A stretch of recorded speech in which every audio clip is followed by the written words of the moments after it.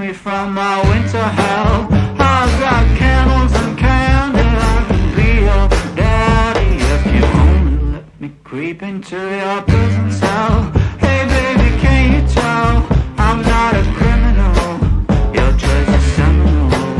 I want you to stay true to what's right for you. No matter who or know what will others say, just find your way and try to stay true.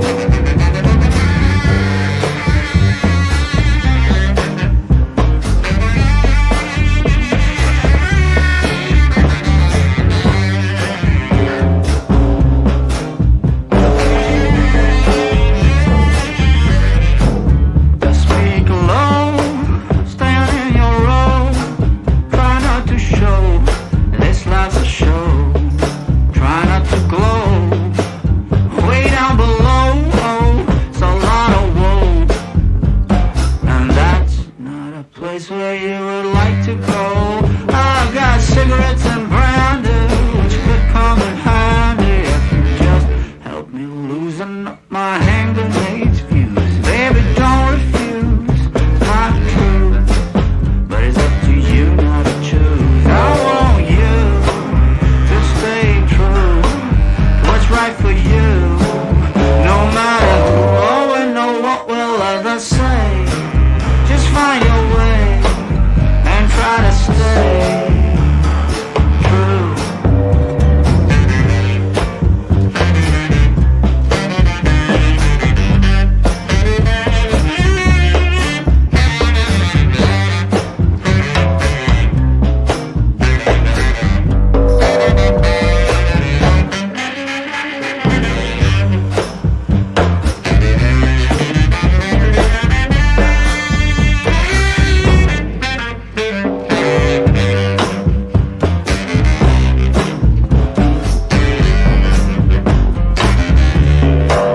I want you to stay true to what's right for you.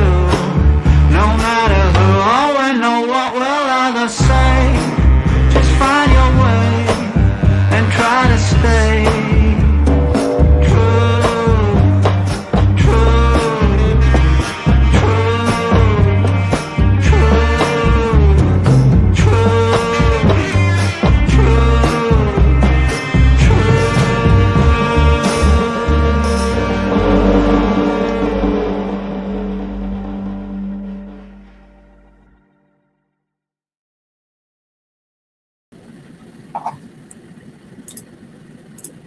Well, hello, everyone. Hold on. I don't like this layout. Let me see if I can make it a little better. No, because I want you guys to be able to see. I'll just use it. I'll put the overlay up first because I have this as an overlay because this is just the best. All right. So here's the overlay. This is what the background looks like, but I just didn't fix it to where you can see it as well, while I'm live and I have my thing up here. So the first thing I want to do is I want to welcome Melissa. Thank you for becoming a member. And also Preschool Granny, thank you for becoming a member. And Hickory says, excellent. Nate is getting emailed hate. It's disgusting. Someone would have interviewed her. Nate is the right one, in my humble opinion. A full circle. Can't wait for this, ladies. Absolutely, Hickory. Absolutely. I want to say hello to everyone. I want to say thank you all so very, very much for being here. I appreciate it more than you know. It means the world to me. I thank you. I watched this last night. Okay. And as I was moving through all of my feelings surrounding Cobberger taking a plea deal, see, that's where it is for me, Violet. It's the little handcuffs for me. I can't take credit for this one. Our Wolfie, made this and sent it to me. And I can't get enough of this photograph. So, anyway, now I watched this interview last night. And what I'm going to do is the first thing that I'm going to play for you is the live, okay? Because that's where Nate played the interview first. But then I'm going to switch when it's time to play the actual interview. He just uploaded the interview by itself. Also, Nate's links are in the description for East Idaho News. And, Nate has gotten a rash of crap for doing this interview. But let's be honest, okay? Did the same people who are emailing Nate and are angry with Nate for doing this interview, did they email Keith Morrison and show the same level of disdain? Any disdain? Nate did his job. Nate has followed this case from the very beginning. Okay. And I know that people wanted Nate to go in there and, be very aggressive with her. And the truth is, it would not have worked. He wouldn't have gotten anything out of Lori if he would have went in there like that. And I thought that Nate did an incredible job. I think that he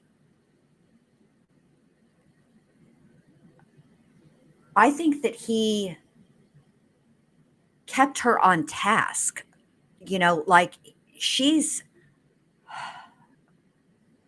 I would have recommended if he was going to give her peanut M&Ms that he try to find some sugar-free M&Ms, because that girl does not need anything that gives her energy. She is wound up like the Energizer Bunny. It's been a long time since I've seen somebody that hype in jail. Usually the lack of sunshine and those fluorescent lights like have a mellowing, what's the word I'm looking for? A sedating effect. They make people lethargic.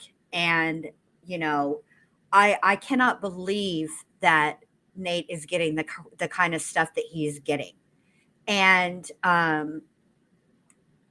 think it's wrong. I don't think that Nate should be admonished or shamed or anything for getting this interview. Quite frankly, I think Nate honestly was the perfect person to do this interview. First of all, Nate knows this story inside and out. And I think that he has the right demeanor, the right personality to be able to have an interview with Lori. I'm telling you guys right now, it could not be me. Can y'all imagine me hauling my cookies into that jail and sitting down across from Lori, wearing her hair like a Shih Tzu, okay? Looking around this, she comes in there and she's like two-turned Tina already, okay? Just her entrance into the interview was too much, all right? And she's got me yelling. Let me just take it back a notch. Let me just dial it down a little bit. All right. Now, it could not have been me. The minute she came out with the poppycock that she came out with, dressed up like a Shih Tzu, it would have been over. It would have been over. The interview would have been over, because all I would have been able to do would be to ask her, Lori, happy birthday, by the way. Your children won't get any more birthdays thanks to you. But that aside, how are you going to walk into an interview looking like that? Who told you that this hairdo was a good idea? Who told you this hairdo was something that you should wear to an interview, to a court where you're your own attorney? Who told you that? Who advised you of this? because they got it wrongity wrong, ma'am. No, absolutely not. And exactly, Shmita, perfect. Shmita said, I'd be upset if he got the interview and didn't ask any of the questions we wanted him to ask, but he did. So I think he did great. Exactly. Exactly. That's exactly right. That's exactly right. Thank you, Shmita. Well said. Well said, ma'am. Well said. He got in there. He asked the questions that we wanted him to ask. It is not Nate's fault, nor it is, he asked her the questions and he got the answers. Her answers were her answers. We don't like her answers, but they are her answers. That's it. That's all. And I think the more appropriate question should be, why wouldn't Nate, especially Nate, why wouldn't Nate be the one to interview Lori? I can't think of a reason why he wouldn't. And I thought he did a fantastic job. Oh, Allie's here. Hello. Are you there? Hello. How are you? I'm pretty good. How are you? I'm doing good. I'm doing really good. Thank you, babe. I'm doing very, very good. We have a delay, or else out because If my service is bad, I just wanted to join. I will refresh in like 5 minutes and it should be better. But I just wanted to go ahead and join so you weren't up here alone. So give me just a minute and I'll be listening. And also, I agree with you. I think it's a balance also with the questions he asked. He wants her to actually answer them, so you got to be somewhat gentle. But that's just me. Okay. Allie is 100% correct. Also, I just want to say, remember, Allie, how that one time we did a stream together and there was like a demon in the background? It's happened again. Every time you talk, there's like a whoop. Oh, is it back? Whoop, whoop. Oh, no. Okay. The damn demon is back. I suspect it has something to do with Lori. I feel like the last time this happened, we were talking about Lori as well. Lori, who is a level 87, 11 billion dark. So there you have it. All right. So while she's getting her service situated, I'm going to go ahead and share the screen. And the first thing we're going to watch is Nate talk about going into the interview, because I think it's just as important as the interview itself. So let me pull that up really quickly. I've got the closed captions on, I've got the volume on, and all that is good. So let's let Nate speak. All right. Without further ado, ladies and gentlemen, Nate Eaton. Good evening, everybody. Welcome to Courtroom Insider. It is the last day of June 2025. I'm Nate Eaton. Thanks so much for being here. We kind of have a big show tonight. Not sure if you've heard, not sure what we'll talk about. Actually, we have a lot to talk about. Normally, if we didn't have a big interview coming up with Vallow Daybell, we would talk about the big news that broke just this afternoon that Brian Cobberger has accepted a plea agreement. Okay, already. I want to take you guys back about 5 seconds to the closed captions who never fail to keep me amused. Vallow Daybell. That's all. That's all I wanted to point out. Daybell. We would talk about the big news that broke just this afternoon that Brian Cobberger has accepted a plea agreement. He will no longer be going to trial. A trial that was set to begin in just a few weeks. In exchange for pleading guilty, the death penalty has been taken off the table. He will serve life in prison without any possibility of appealing that plea agreement. So the victims' families received notice today. We're going to talk more about that on Wednesday when this hearing is going to be held in Boise. We won't spend really any time on that tonight, but wanted to keep you updated on that breaking news. Also, just before I forget, yes, Nate is correct. However, okay, and I forgot to mention this earlier when I did my stream with about Brian Cobberger. He doesn't have the opportunity. He doesn't have the opportunity for a direct appeal. Okay, but we'll go more into that Wednesday. I'll explain all of that to you guys because there was just so much that happened in the wake of this plea agreement, this plea deal that I really wanted to talk about. And tomorrow, of course, I will be live with the hearing. So don't y'all worry. Yes, she did. She attempted to have him removed from the courtroom boo sheet. That's why she called him as a witness. Correct. That's correct. All right. The horrifying news in northern Idaho.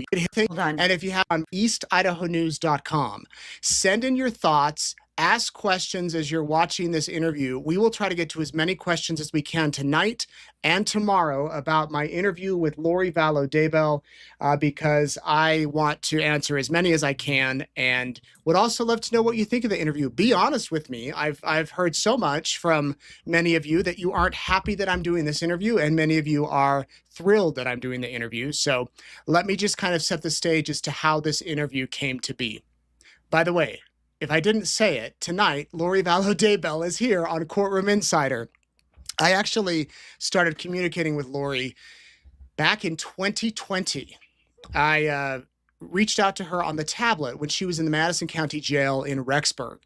Inmates communicate via tablet. And I even sent her a letter in the mail, and she never wrote me back. In fact, the money that I put on her account to respond to me, she used, but I don't know who she used it on. Actually, I probably do know. Her husband, Chad Daybell. See, you see how foul Lori is? Here's Nate, okay, putting money on her books, as it were, on the tablet so that she could respond to him. And what does she do? Doesn't respond to him, right? Instead uses it to respond to somebody else. Rude and disrespectful, but right on brand for Lori. And Shelly Beans, don't you worry. This will definitely be a roast. I mean, listen, I've heard this interview. Lori comes out with a level of cockamamie bullshit that I have. This is worse than the first interview that she did after or right before she was set to go on trial for the murder of Charles Vallow. Okay. I didn't think that Lori was capable, really, of leveling up the cockamamie BS. I was wrong. Oh, how wrong I was. So wrong. All right, here we go. And that happened back in 2020. I continued to go ahead and make contact with her, try to make contact with her to the point that I sent a letter through her attorneys on the day she was found guilty in Idaho, and nothing. Well, after she was transferred to the prison in Pocatello, I remember one morning I was on a walk and I said, I'm just going to reach out to her again and see. So I set up an account. I sent a message. I said, I'd love to talk with you on or off the record. Let me know. And I sent the message and didn't think anything of it. That was like on a Tuesday or Wednesday. I then, that weekend, my son and I were going away for a boys' weekend away. And I told my wife before we left, I'm like, finally, for the first time in years, I can go away and I don't have to think about Lori Daybell. Because every time I'd go out of town, something would break in the case. My son and I left town, had a good Friday night at the arcade playing, go back to the hotel, go to sleep. I wake up in the morning, I look at my phone and it says, you have a message from Lori Vallow. And I'm like, what? And it wouldn't open on my phone. And so I had to grab my computer and open it up. And Lori said, hi, something to the effect of, hi, Nate, I would be willing to talk with you as a friend off the record. I'm telling all you this now because she has told me I can share certain details. Many of you, that off the record is something that reporters use to maybe get a source to open up a little bit more. It's information that we promise not to divulge to the public if it's off the record. If it's on the record, we can divulge it all. And often reporters will go off the record to try to build a relationship with someone, like I did with Lori, to try to get more information maybe, or to try to use that information to go investigate or get something like that. And so Lori and I proceeded to talk. She said, I want to talk to you as a friend. Let that sink in. By the way, hold on. I swallowed this water wrong and I'm still coughing about it. Allie. Hi, Allie. Is the demon gone? Yes, the demon is gone. Woo! And I'm gonna even have better signal in a minute when I move down to the dock. But I'm just trying to get a drink and stuff together. You But get maybe whatever it you is need, Lori. babe. I'm So trying to you tell have you, listened to Allie. this. Yes, Oh, I sorry, have Tammy. heard this. Yeah, no, you're doing just fine. Yes, I have heard this. I do believe that the reason that we have the demon is because of Lori, because Lori is a demon. Yeah, I agree. And also because my internet went out. Remember when I got Yes. home, it was flooded. Yeah. So when I'm in the house, the cell phone signal is so bad. But now I'm outside and I've been listening. I did not know that they started talking back in 2020. That's freaking crazy. But Isn't it? Isn't well that he yeah, reached out to her yeah, and then nothing. And then it wasn't until after her conviction and she's in wow. Pocatello that he says that she says to him, I want to talk to you as a friend. I Interesting. cannot imagine having reached out to Lori Vallow, as the closed captions call her, Debble, and getting a message back saying I want to talk to you as a friend. I don't know how I would respond to that. I know. But you know what? If you're a reporter who's running Yeah. a whole entire news company, that's what I was saying earlier. You have to be careful with what you say if you want her to talk, Yes. and not Yes. be too offensive. He can't just be like, you know what? Screw you. You're an evil devil, lady, or Right. whatever. Even the closed captions on YouTube calls you Debble. Yeah. Because then she wouldn't do it. So I get it. And I respect it. I understand. It's not like he's ever made his opinion unclear on the Correct. situation. Lori knows exactly where Nate stands, which is one of the reasons why she pulled what she pulled in Arizona with with Charles, the trial where she was found guilty of conspiracy to commit murder with Charles Vallow, because she wanted him recognized as a witness so that he would not be allowed to sit in the courtroom while everybody else was testifying. And they have a sequestration order. So not only would he not have been able Wait, to, with who? when she was in Arizona, Lori Vallow put Nate Eaton on her witness list. Okay. And I remember that. yes, it didn't go through, but she did that Yeah, to but I prevent remember. him, yes, from being able to cover the trial, because he would have been part of a sequestration order. He would not have been allowed to watch anybody else testify, either in the courtroom or online. I remember when that happened because he posted about it. And Yes, did she do one other news place too? Or was it just him? For some it was reason, I just want to. him. It was just him. Okay. Justin Lum reported on it, though. Okay. Well, so did Yeah, Nate. and I remember he was like, "What? I don't know. I don't know. Like, I don't know what's going on, but I'm, you know." So that is so interesting. What a little hussy. Yes, and Tess is right. He got a media lawyer in Arizona and they got his subpoena dropped, but she tried it, is the point. She tried Yeah. it. So she's Yeah. very aware of who Nate is. And I suspect that she decided to speak to Nate because she thought she could control him. That's what I think. I think she thought that he would agree to do anything that she wanted because he wanted to hear from her. Yeah, he did, and he's Mormon, and he's not secret about that. She Right. probably thought she could manipulate him. Probably. She's a piece of Mm, work. All right, so let's okay. listen to him talk about how the interview got set up, and then we'll actually listen to the interview. We had never met, but we were frequently messaging, and it was, to be honest, the messaging back and forth was pretty bizarre. Um, it was like we were old friends, and we talked about her recipes, her buttercream frosting that she makes on cupcakes, and it was just a little unusual. And she asked me to come and see her at the prison. No cameras, no phone, just to go meet with her because she needed me to do something for her. And there you And so have I it. made the request. There you have it. She needed me to do something for her. There's always an ulterior motive. What a piece of crap she is. She wouldn't tell me what it is. I made the request to the jail and to the prison, and you have to fill out a form, and they have to approve visits. And in the slot where it said, "Tell us how you know the inmate, the resident," I said, "We met in Hawaii," because we did. And my request was denied. And Lori wasn't happy about that. She went to the warden and told the warden, "Nate Eaton needs to come and see me." And the warden said no. Lori and I continued to communicate. She was then moved to Arizona. I'm really curious why the warden refused Nate.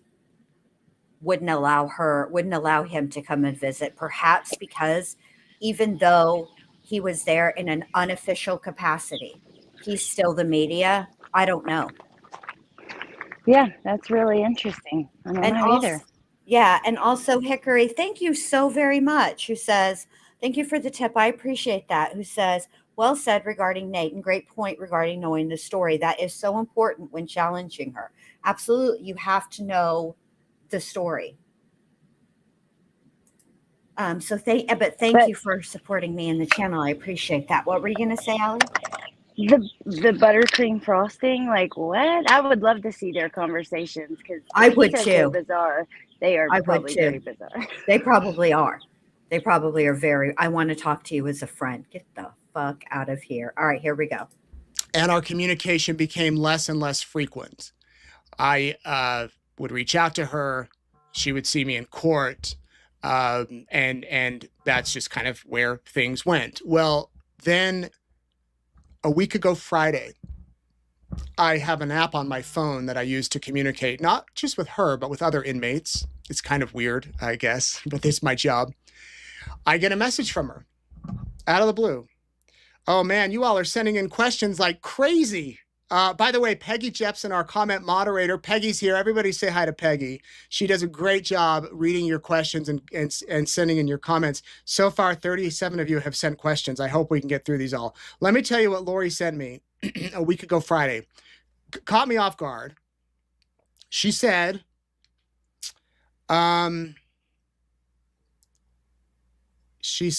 "Okay, so if we," mind you, we had not communicated in like 6 or 7 months. And she said, "Okay, so if we do an interview, will you play the whole thing unedited?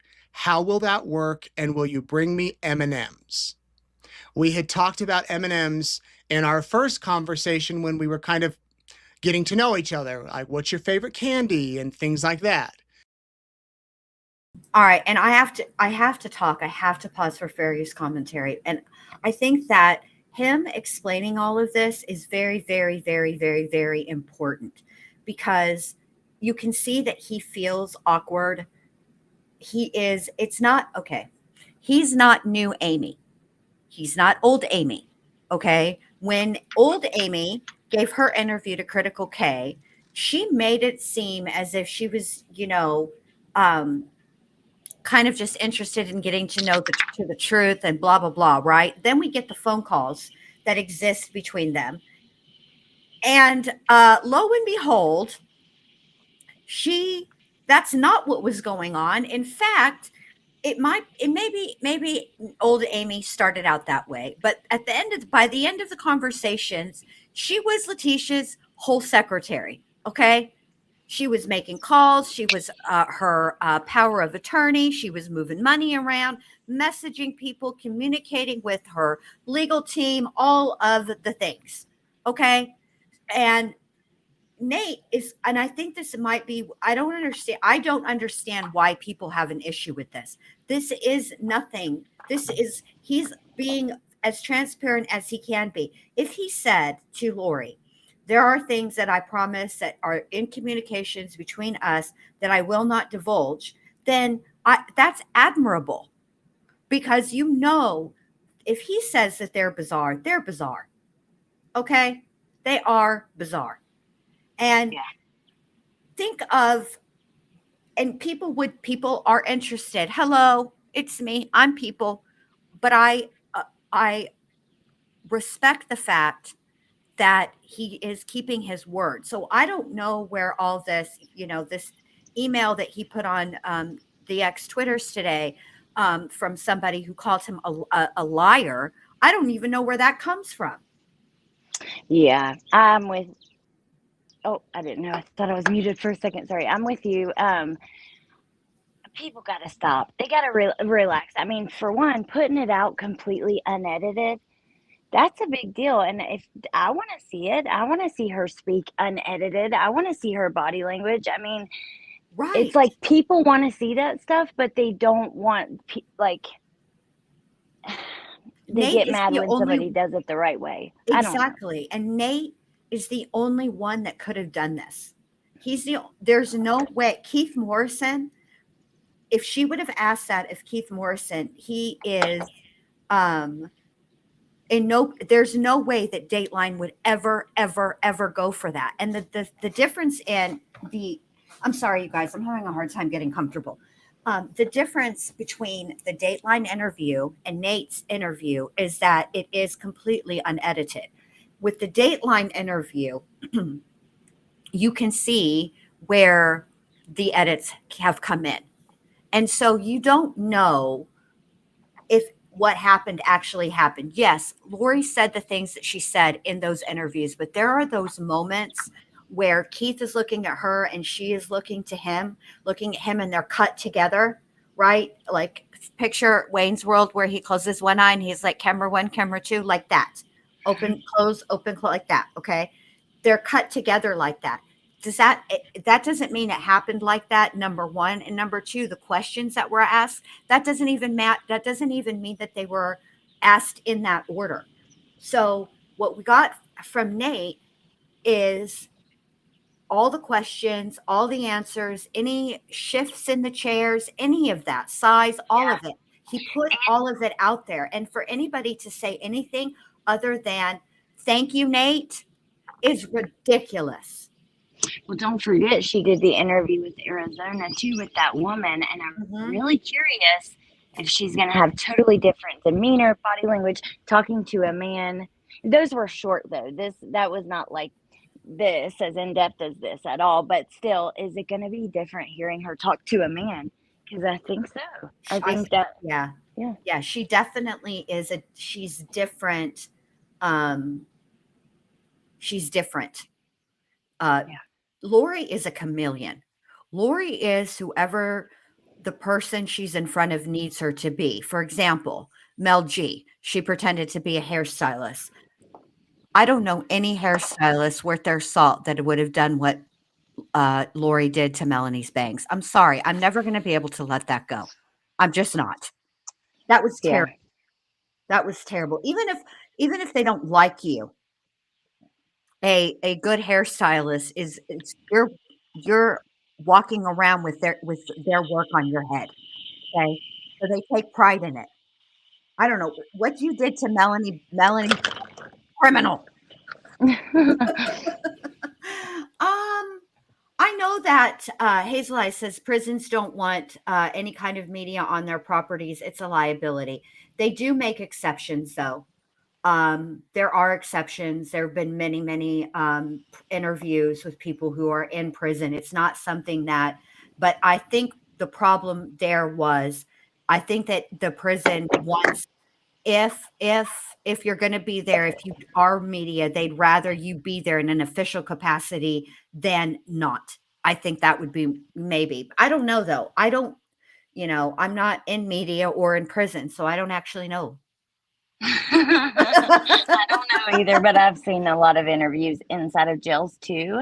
But I wonder if it makes a difference. Like, well, there's even the TV shows.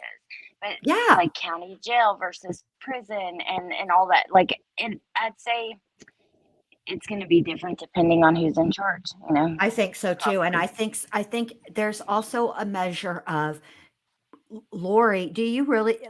Lori is Lori all the time, right? It's not like she can only put on the mask for so long. And, then it starts to, everybody leaks. And I believe that a lot of what happened with the warden was probably a measure of, like Sheree said in the Real Housewives of Atlanta, who gonna check me, boo? And the warden said, I'm gonna check you, boo. That's what happened. I think the warden was like, no, I'm not going to let Lori have control.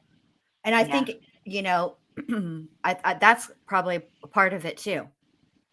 All right. So we're almost through this part. And then I promise we're going to get to the interview. But I really just thought this part was so important. And if you missed it, I wanted you guys to be able to watch it. And I had some thoughts about it too. So here we are. And she said M&Ms. I believe she said peanut M&Ms. So I wrote back, shocked. Okay, yes, we'll air the whole thing unedited, which I would have done anyway. And let me give you the caveat. I am going to air the whole thing unedited tonight, but I am going to fact check after the interview. I have a list of claims Lori made right here that I'm going to fact check for you. I went on to talk about how I could come in person, how we could do the interview on Zoom, whatever, or through the tablet, whatever she wanted. She wrote back, after being sick for so long, I could really use M&Ms. And then we talked about scheduling. And then she said, let me know what times work best for you. And we just kind of went back and forth. She wrote me, let me tell you how this works. I reached out to the PIO, the sheriff's office. Lori gets so many messages. She tells me she gets so many messages from people all over asking for interviews. Lori actually has to tell the jail, I want to interview with so-and-so. She has to give them her request. It's not like anyone can set it up with her. She has to request, because I asked the jail and they said, no, she needs to request it and she hasn't requested you. So I told her, you need to go in, you need to request me.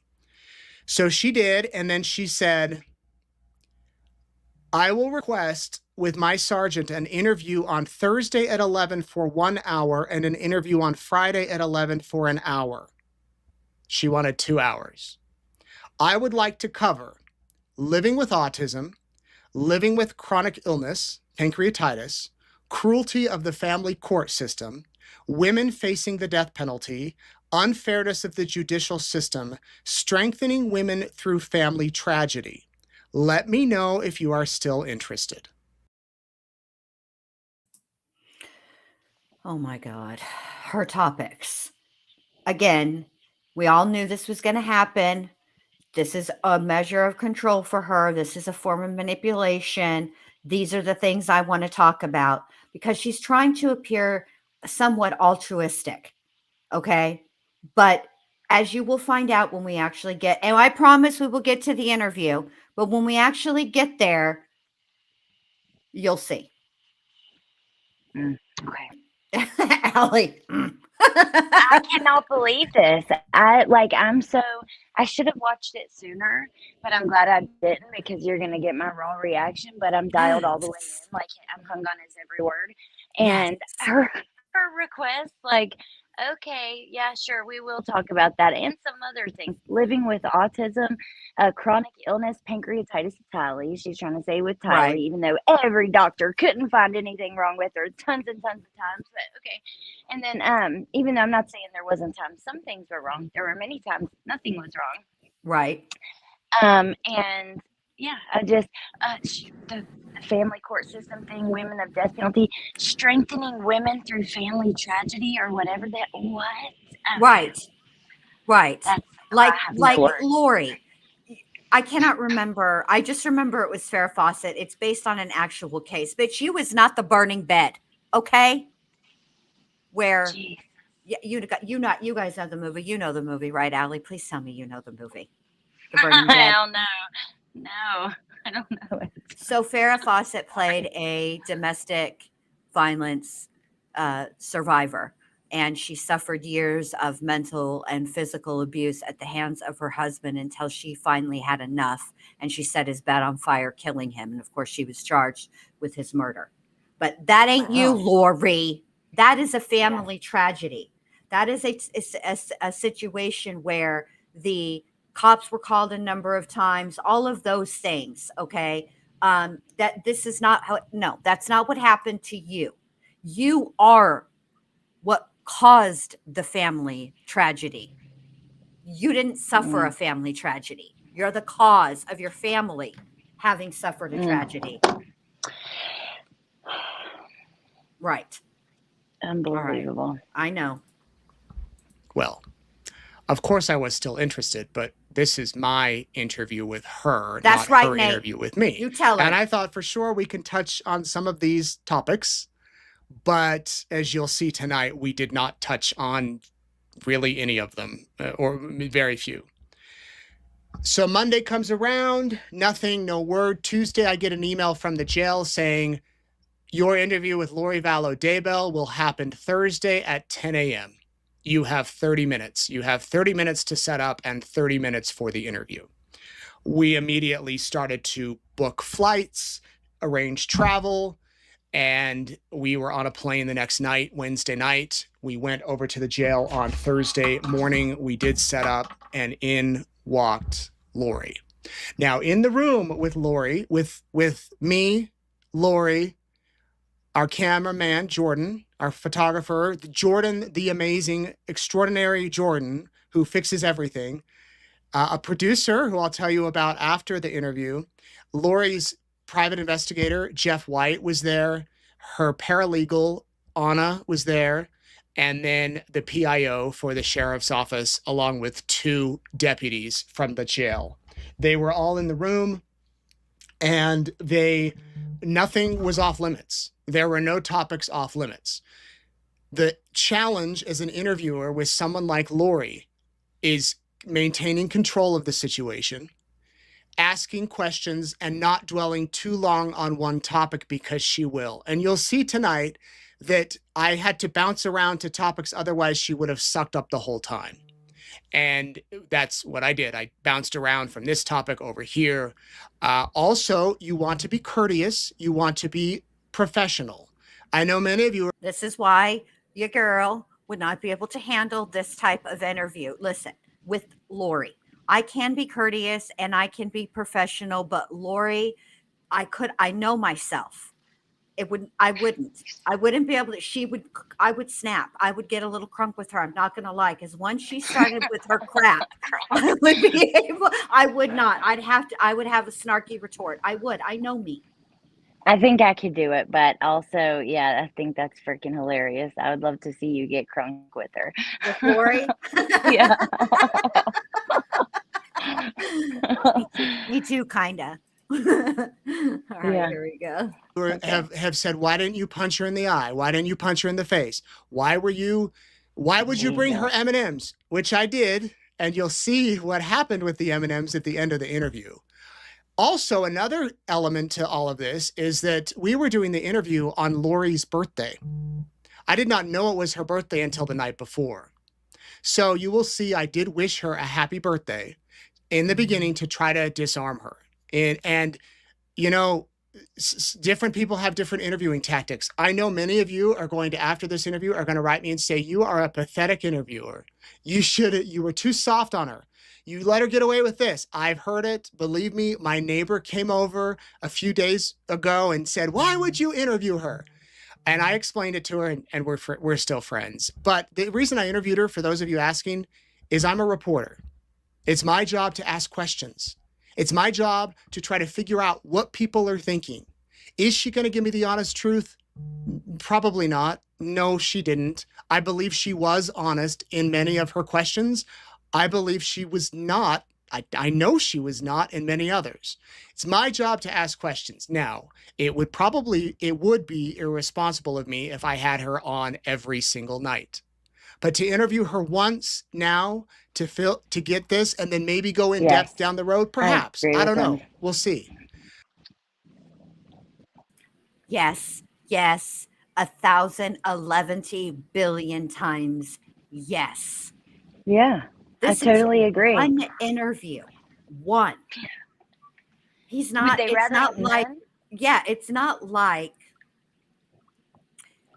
he's interviewing her or posting about her, he's talking about their everyday conversations or whatever, you know? Yeah. People don't understand that, it's like I said, people want to hear the answers to the questions. They want her to be asked these hard questions. She didn't Right. testify. But the thing is, as he has to have some balance. He can't just be rude to her and expect her to answer. And not only that, you want her to open up and feel like she can talk. So you have to be somewhat, neutral towards her. I think he makes so much sense, and I cannot believe people are upset. I think I people can't either. Maybe they'll get they get past so it. I don't emotional. know. Maybe it was the combination of Cobberger and the interview with Lori. It was all too much. It was a very hectic day in true crime. Speaking of hectic, in the Diddy trial, the jury has reached a partial verdict. It is my understanding that the charge that they cannot come to an agreement on has to do with RICO. Okay, so the judge sent them home. He told them to keep an open mind, and they will be back to deliberations tomorrow. So we will see. Yeah, I can't wait to see. But I agree with him and all the comments. And yeah, I can't wait to see it. Exactly. Here. All right, so he's almost done, and then we'll get to it. So that sets it up how it all came to be. Now I think we'll start. All right, so let me hold on. Let me fix this. All right, now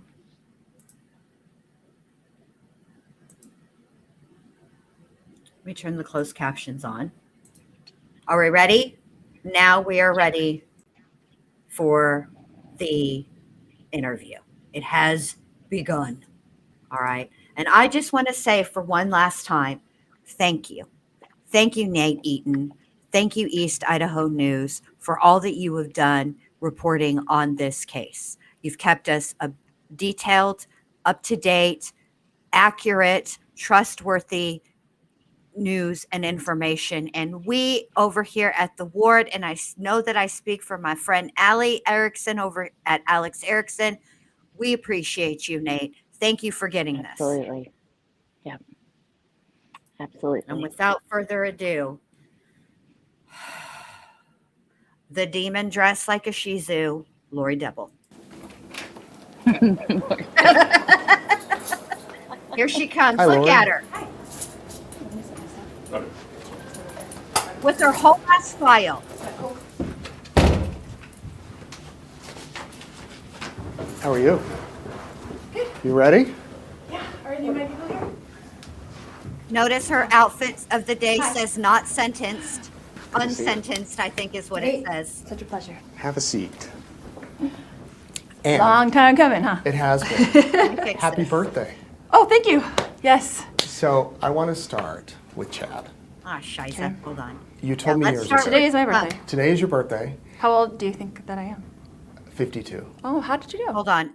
How old do you think she is? Are you asking how old in demon years or human years? You're 52 in human years. You're probably like 11 billion in demon years. That's how old I think you are. Yeah, all the past lifetimes with Chad. Those Right, demon years. exactly. With the thumb, idiot. I do my research. You must know a lot. Yes. The girls are like, are you turning 25 in my pod? And I was like, no, I'm turning 25 plus 25 plus 2. There you go. So Do the math. You told me years ago Chad was the best man you've ever met. No, but no girls asked you that. No girls said that you were turning 25, Lori. Stop playing with these people. Come on. Chad is a very kind person, yes. Is that still true? Yes. So besides his spirituality, Math. you told me years ago Chad was the best man you've ever met. Chad is a very kind person, yes. Is that still true? Yes. So besides his spirituality, what else attracts you to Chad? He's a wonderful person. Everyone who knows him knows that. You've never met him, right? I haven't met him other than when we were in Hawaii. I'm saying you never met him, talked to him, interacted with him, or No, Yeah. no. How often are you able to talk with him? So we aren't really speaking. By your own choice, or just because it's not allowed from like prison to prison? Yeah, like the way that the mail works here is very difficult. I see. So we're only allowed to get postcards. Like you can't send a letter to the jail itself, and so there's difficulties within that. But you still love him, Absolutely, yeah, and you've said you'll be exonerated, and he will too. absolutely, we will. Will that be before he's executed? Yes, Nate, before he's executed. You're well aware, I know that you are LDS as well as I am, right?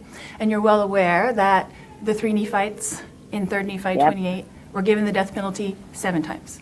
They were arrested after Jesus personally translated them, okay? Okay, Lori. Oh my God. Here we go. Okay, here we go. Chad is going to be Oh my God. exonerated. And just like the Nephites who were arrested and she said sentenced to death 7 times. Okay. Oh my God. Yeah. Yeah, I saw that test. Each test said you can tell when she's being disingenuous or dramatic by her head and eyes, in my honest opinion. I definitely saw that. The head tilt, the eyes. Nate is hilarious. So will that be before his death sentence? Good one, Nate. Yeah, Good one. that was pretty good. Whew. Okay. Yeah. Deep breath. Look at her. Look how indignant she looks. You're Yeah. aware. You're LDS like I am, Nate. You're aware. I knew it. I knew. Didn't I say? And I have not seen this. I just knew she would use that as a way to manipulate. Of course. Of course. They were arrested, convicted, and given the death penalty 7 times. And where are they? Hold on a minute, Lori, though. Were they executed 7 times or given the death penalty 7 times? Because there's a huge difference. Okay. I'm very confused. I don't know. I don't They're know still this wandering story. the earth. Yeah. Oh, They are didn't they? get executed. So They is, didn't get the death penalty. And there's 220 people in this country who have been on death row and have been exonerated and gone home. Yes, those people are actually and factually innocent. Chad is not that person. Neither are you, although you didn't get the death penalty. do you think it'll be soon then? I think it'll be in the Lord's time. I know that it will be in the Lord's time. And when you say the word soon, if you've ever watched The Chosen or dealt with Jesus at all, you know that soon is a relative term because 1,000 years are a day to him. So does it bother you though that in Chad's trial he blamed it on you and Alex? Hold on. This is the part coming up. This is where I feel very validated. Here we go. So now that I know the judicial system and now that I have been my own attorney and how things work, and I've said this before in an interview, it's so different what goes on behind the scenes in a high profile case. Okay? There's strategies going on, there's defenses going on, there's all these things going on that you wish, like, why can't we just go in and tell our side of the story? The attorneys are like, you can't do that. We have to come up with the defense, and we have to do this, and we have to do this, and like, why don't we just go? Why isn't it? You thought, like, if you've never been in the judicial system, which I hadn't before, you thought they get to tell their side of the story, what they think happened. You get to go in and tell your side of the story of what happened, and then the jury gets to decide. And that's not what happened. Yes, that's exactly what happens, Lori. What are you talking about? What do you mean? Did you think that there were going to be 2 people in the courtroom, the prosecution and you, and that they were going to tell their side of the story about what they think happened, and then you were literally going to tell your side? But is what happens, only you have to do it with rules of evidence and all of that. That's exactly what happens. You just didn't have a defense because there is no defense for what you did. And also, Arizona does have the death penalty. Marie. I'm sorry, Marie. Arizona has the death penalty. They absolutely believe in the death penalty. What the fuck did you think that would happen? What? What? What did she say?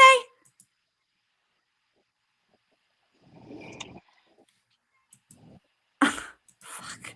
I don't know because That's I'm not- having internet trouble. I'm trying to connect to my parents' Wi-Fi. Okay, babe. Okay.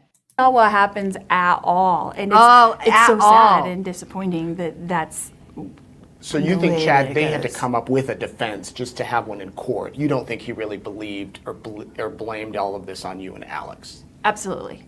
And I know that for a fact because John Pryor came and told me that prior to trial. He did. He said, this is going to be our defense. He said, I'm going to blame you, and Chad doesn't want me to, and he wants you to know that. And this is the kind of stuff that goes on behind the scenes that nobody sees, that nobody knows what's going on. There's so much stuff going on that you wouldn't even believe all the things that go on. Lori, excuse me. I said this. I said that I did not believe that Chad A was on board with blaming you and Alex. I said that Chad was not on board with that. I said it was a defense ploy. That's it. That's all. So no. Don't say nobody knows. I knew, and I'm sure there were other people who knew that too, who called that as well. I can't speak to them. This Georgia girl follows me around, like leaving horrific comments. But Wow. I can't get it because I don't Hold care. on. I'm sure that it's been gotten, but we can still see it. Yeah, it's been gotten. Don't do that. Don't What do a that. psycho.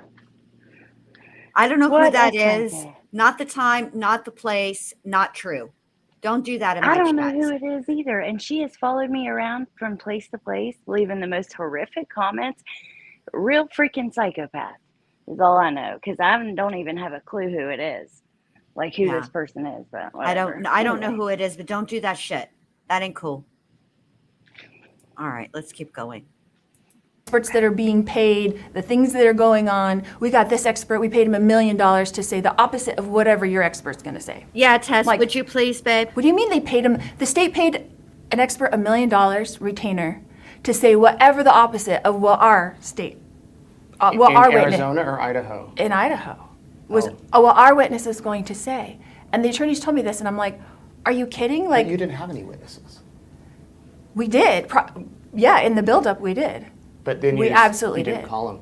Well, there's reasons for that. That there's strategies involved. There's things going on, and you have no control when you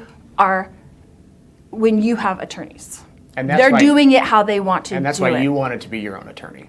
There's several reasons. The number one reason was because they wanted me to sit here for 5 years while they got to know the case, and I wanted a speedy trial.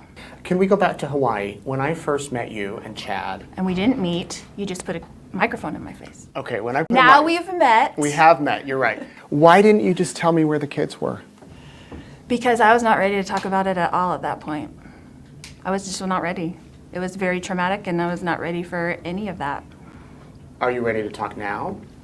I have talked about it already, yeah. I feel like a lot of things have happened in these last 5.5 years to give me strength through that tragedy that happened with my children. And I've been a lot more open in being able to talk about it now, and through therapy also, like some post-traumatic stress therapy, because it's traumatic. And I'm living in here with some beautiful, intelligent, smart women. And had I never come to Arizona, and I know God put me here for a purpose, because I didn't think Arizona was going to come and get me. In fact, I think you and I had a talk about that, because there was an article that came out in Idaho saying that Arizona was not going to come and extradite me until all my appeals were finished. Do you remember that? And I think, and then my It's appeals. like the next day that you were gone. Yeah, the next day they came and got me. And my appeals attorney was supposed to come. He had an appointment that day when they came to get me to drive down from Boise to Pocatello for us to have a meeting. And they didn't even tell him I was gone. Like, I was just gone that day. They came the next day. So I didn't think they were coming. You mentioned a tragedy, and you said that this has all been a family tragedy. Yes, And it has been a huge tragedy. All of absolutely. this. Absolutely. 4 juries have said you and Chad and Alex caused the tragedy. Yeah. That's the judicial system. But how do you argue with that if all of this evidence came out that showed, that you, Chad? The only evidence that ever came out is the evidence state wanted to put forth. Well, They manipulate the evidence to make it look however they want. But you And could guess who present helps evidence. them? The media helps. No, Lori. The evidence is the evidence, okay? And you had attorneys and they could have put on their own case. And don't say that this is the judicial system, because Karen Reed had attorneys who believed that she was actually innocent, okay? And that she was unfairly prosecuted, and they put on a hell of a defense. So don't play that game.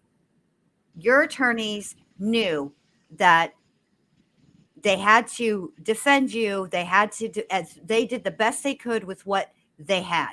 That's it. That's all. Yep. I agree with you. It was good now for me. The first part of it, I'm good now. I think I'm good. I'm not going to move an inch, not an inch. But I don't like how because the system is broken in some ways. You know what I mean? Of course it is. And things always have to be updated and changed and and I don't like that because she's making like a joke of it. You know what I mean? In a way, I don't know how to explain. It's just like when Tisha pretends that she's got these like DID or all the other things she does. Like it sets back real people who might be part of a problem. Exactly. Do these situations and problems exist within our judicial system? Yes. That is not, she's not wrong that these things do and have happened, but they did not happen to her. In fact, in Idaho, Judge Boyce went over and above to make sure that she had a fair trial. So much so that when the state failed to turn over discovery in a time, they missed the due date, the deadline. Okay. He sanctioned them by removing the death penalty from the table. Shut up, Lori. You don't know what the F you're talking about. You do know what you're talking about. You have an agenda. You're the martyr. You're the victim. Get bent, ho. You are none of those things. And I can't speak to what God has in store for you. I don't know. I don't imagine it's good, though. All right, let's keep going. I need a cig, so it's going to be a minute. Yeah. Helps them because from day one, when someone called you, okay, day one, whether it was Detective Hope or Detective Hermosillo, I'm not sure, called you and said, hey, Nate, Eaton, this is going to be the biggest story of your life. And they got that information from Heather Daybell. And Heather Daybell and Detective Hoper are connected, right, because their kids got married. And they called and she said, oh, I have a story for you. These people killed their spouses so they could get married, which was totally a rumor, I don't think totally that's true, Lori. untrue. And then you ran with it and you got famous from it, and everybody knows what happened from there, right? So that's the way it goes. So the media put out their narrative. They kept on with it. The state went along with it. The state leaked stuff to the media to say what they wanted. What's false about the narrative? Oh my gosh, everything. Your children were found dead in Chad's backyard. That's not wrong. Tylee was chopped up and burned. That's not wrong. No, that's all mixed up. That wasn't. I saw photos of JJ wrapped in plastic and duct tape. That wasn't wrong. Okay. I understand what you're saying of those facts. Those facts in and of themselves are wrapped around a whole lot of untruth. About how they ended up there. Correct. So if Tylee killed JJ and then felt bad and committed suicide, how did she die first? She didn't. She didn't? That's part of their whole fake narrative. That's Who burned her and chopped her up? That's part of everything that they were doing. So I don't really want to get into all of those details with you because you obviously are very set in your mind. I'm not here to change people's minds. I want you to change my mind. I'd love to hear any evidence or facts you have that might make me think, you know what, they have it wrong, but I haven't heard anything otherwise. That's because you've been pushing this narrative for 5.5 years. Do you not telling me that your mind is not set on what it is already? Minds can change. They could change Right. if they're open to change. Right. Okay. So Miracles are on the way. And you remember I asked you to watch a movie? Yes, Evan Almighty. I did. And did you watch that movie? I did. And did you identify Evan yourself with the Almighty. reporter in that movie? I don't know if I identified myself with. Did you identify him with me? Yes, absolutely. So what does that mean? Okay, so when did the reporter change his mind? Remind me. When he was floating in the flood on the ark. Okay, not until God showed the miracle did his mind change. His mind was like, this is a crazy guy. He thinks he's like Noah. Why are you so crazy? He's pushing the narrative, right? He pushed the narrative, pushed the narrative, pushed the narrative. And then the flood came. And he's the first one screaming. And he's screaming and he's running for the ark because he had been pushing this narrative the whole time, right? This fake, false narrative that this guy was crazy, that God didn't talk to him, that all these things have happened, right? That these weren't God things that happened, okay? So then he's the first one to get on there screaming, and when he's floating down the river on the flood is when his mind was changed. So when you're open to changing your mind, I will be happy to enlighten you to the things of God. Well, I would love to hear I'm what sure you you have to would. say. I wish we had more than 30 I wish minutes. we had more time too, because Okay. we could really get into it. A couple of more questions for you, and then I know that you have some things you want to say. The night before Alex died, he told Zulema, I think I'm their fall guy. Was he? No, absolutely not. And I don't think he ever said that. I watched Zulema go through probably 13, 14, 15 hours of detectives grilling her. I've watched the interviews. I've watched them all. And I watched her be berated by them, threatened by them, that they're going to arrest her, that she had a part in this, that she's a co-conspirator, and all this stuff until they got her to say exactly what they wanted her to say. And she made that up. She made up a lot of stuff. And I felt bad for her because I didn't want her arrested, because she wasn't part of any conspiracy, because there wasn't any conspiracy. And I felt really bad for her. I do love Zulema. Did you and Chad have anything to do with Alex's death? No, absolutely not. We were very surprised. No. What were you and Chad and Alex doing in the storage unit, moving the tire and the seat back and forth on the day that Brandon was shot at and the day after? So that's so silly that is. So there was stuff in my garage that I was starting to move into the storage unit. That's what we were doing. And so I moved that stuff in there. But the tire on the Jeep? I moved stuff that had been in there, just sitting in there. It had been sitting in there. So I didn't have enough room to park. So I couldn't carry it. It was heavy. So I had Chad help me put it in. And the next day, Alex was like, where's all that stuff in the garage? And I was like, I went and put it in the storage unit. He was like, oh, I need that. So we went and got it. And that was it. Can you see how, let's say you're not here. Let's say you're Sure. at home and you find out about this story and you do all your research. You go through all the court documents. You watch the trial.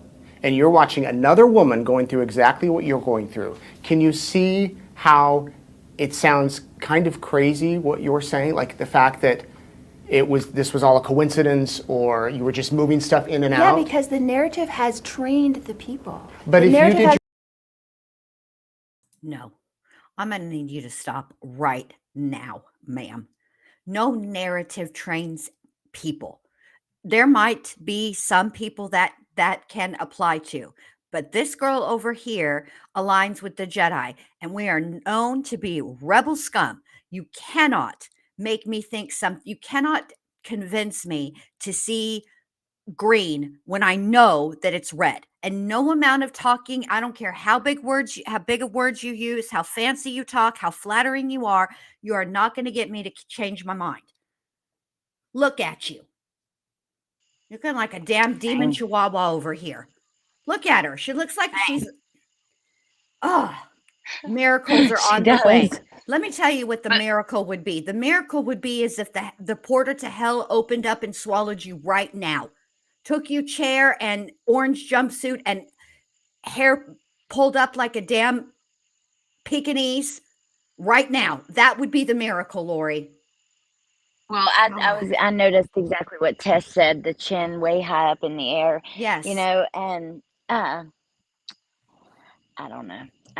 She's so full of shit. I'm the same as you. You cannot just tell me something and I'm going to believe it. I need Right. to see that it's true in one way or another. And just because I know how much bullshit is out here, for instance, the true crime community not drama, not crama, it's straight up true crime. Watching true crime videos, I have seen in the last 24 hours multiple things that were absolutely false. I've seen people talk about the Idaho 4 case in ways that are absolutely false, saying things, that just aren't true. Make sure you look into stuff, you guys, because even stuff that may not matter, just getting facts wrong, little things does matter. You may not think it matters, but it does. And maybe people, I think a lot of times it's unintentional, but people get shit wrong.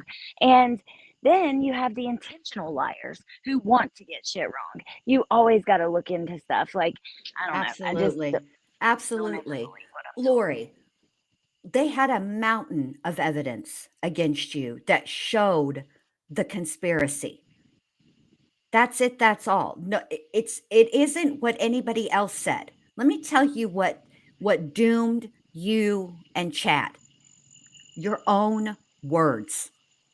Your own words are what got you guys caught, are what convicted you. Nothing more than that. Nothing more, nothing less. That's it. That's all. Period. Yep. Okay. And that's what got you all caught up. And I know that you have this really simple explanation. Chad does not look like he would be able to lift a bag of cat food, let alone heavy objects like the tire from a Jeep. Okay. I watched that video. He is on the absolute struggle bus with that, huffing and a puffing. Okay. Shut up. That's ridiculous. That's absolutely ridiculous for you to put it out there like that. That we have it all wrong. That we have it all wrong. And you know why they grilled Zulema? I'll tell you why they grilled Zulema. And I'll tell you why they grilled Melanie G. And why they grilled Melanie B. They grilled those women because they sat and they distanced themselves and they distanced themselves and they distanced themselves. They used distancing language throughout their entire interviews. And it came across very, very disingenuous to anybody with ears. Okay. Melanie scoffing and laughing, but then at the same time saying that she participated in all of this. And she did help. She covered for you. She lied to police initially, and she told police that that JJ was with her when he wasn't. She gave you a head start. And for that, she should face charges. Absolutely. She should absolutely, and I'll say this. I will give them the benefit of the doubt when it comes to Charles, right? Maybe they didn't think that it meant a literal death, okay, when he was deemed dark. But after I highly doubt that Chad was out there with a shovel. I think that he might have been in charge of telling the people, but I don't believe that he actually did any manual labor ever. Oh, can I say something, Jen, because Amanda's commenting about the Idaho 4, and I know we were live earlier. If you guys missed it, Yes, on Jen's channel in the lives. But I wanted to say a couple things just to keep you guys, just that I had seen. So I know I had seen some talk that this was something that the state did because they didn't have anything. And just to clear that up really quick, this is not the case. Matter of fact, according to the family, the state wasn't even willing to consider a deal at first. And this is something Brian's attorneys and Brian asked for. This is something they wanted. So that wouldn't be because they had no evidence, right? If Brian was asking for it. And because they're like, oh, it's because they don't have a strong enough case. Then I heard also the roommates did not go out to a Halloween party after, because this happened in mid-November. So just a couple things I had seen in more than one place. Correct. That's very important. See, little details like that matter. The fact that Halloween is on October 31st every year. It doesn't change. It doesn't float around like Thanksgiving. Okay. No. All right. It's always on October 31st of every year. So it would be impossible for them to go to a Halloween party 2 weeks after Halloween. Right. Yeah. And then also, like, the state, this is something Brian wanted. So it wouldn't show they have no evidence. To me, it would show that him and his attorneys thought they had a decent case. Right. And the fact of the matter is, whenever, listen, when they indicted Brian, when they took it all to the grand jury and they got him indicted, okay, they knew that Brian could make the determination to not waive his right to a speedy trial. In that case, they had 90 days to try him. 90. Okay. Ultimately, Brian ended up waiving clearly his right to a speedy trial. But it is not uncommon in the very beginning for the defense to reach out and see if there is a plea deal available. Okay. And Allie is correct. This is 6 weeks before the trial was scheduled to start. 6 weeks. Okay. And he reached out and wanted to talk about a plea deal. Ultimately, he took the plea deal. It's one thing to ask about a plea deal. Okay. Yeah. That's not all that uncommon. It's another thing to take the plea deal. When a defendant takes the plea deal, it's indicative of, especially after it's been 2 years, it's indicative of them recognizing the mountain of evidence that the state has against them. Yep. Stop Yep. it. And you're right though. It does matter. The little things do matter, and not to get us off track. It's just they was like mentioned in the chat, and it made me think, oh, we should talk about this quick, and also tell you guys if you missed that live, you should go back and watch it because we had a good conversation. We did have a good conversation, and I'm hoping Allie, I'm gonna put her totally on the spot. Just kidding. She knows that she can tell me no. I will stream both hearings tomorrow. Stephen Stearns has a hearing at 1:30 Eastern, and there's going to be overlapping. Okay, so probably what we'll have to do is deal with Idaho first and Brian Cobberger, and then we'll go over to Stephen Stearns. Okay, but I'll stream both of them, and as always, Allie, you are more than welcome if you can. And you're able to, I would love to have you up. Yeah, of course I will. So what time is it though?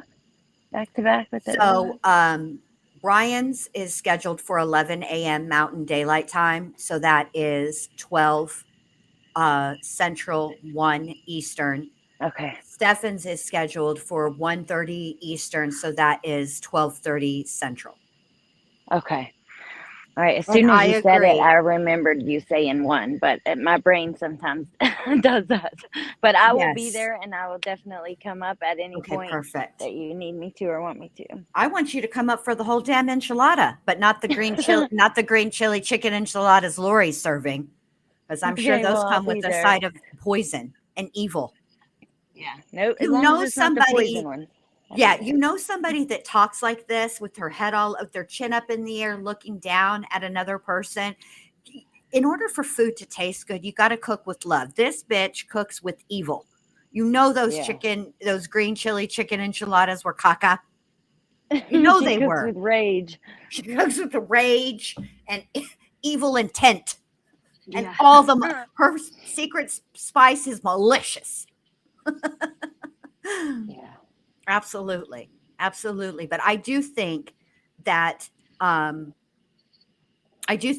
B and Melanie B, I know you're aware of this. I know that you're not off the hook for what happened with Brandon, and that there is an open and ongoing investigation into that. And I hope that keeps you up at night. I do. I do too. I really, really do. I think, I'm glad that they had to pay for what they've done, but I think there's a few people that need to also pay. Exactly. Like Melanie and Melanie. Correct. All right, here we go. Your own research. The narrative has trained the people. I have people come up to me all the time in the jail. I know everything about your case. I've watched everything. And they have every fact wrong. But aren't you in isolation? Are you able to talk with other inmates? Get her, You have Nate. no idea what it's like in there. Okay, I'm in max security. I'm in PC, which I didn't choose to be, but they put me in there for safety reasons. Tell me what PC means. So, protection. Okay. Yeah. you have Protective to- custody. Protective custody, yes. Okay. And so I'm in a max pod with all the other women that are max. So there's like 8 women in my pod that are facing the death penalty. Okay. We're all in rooms in there, and we are all in there 23 hours a day. And we get 1 hour out a day to take a shower and clean our rooms. And that's how it is in there. But all of our doors have openings so we can talk to each other even through the doors. So that, And so yeah, which means you don't have people coming up to you, Nimrod. It means you have other people who are locked up with you yelling at you through the doors or toilet talking you. Stop playing with these people. Yeah.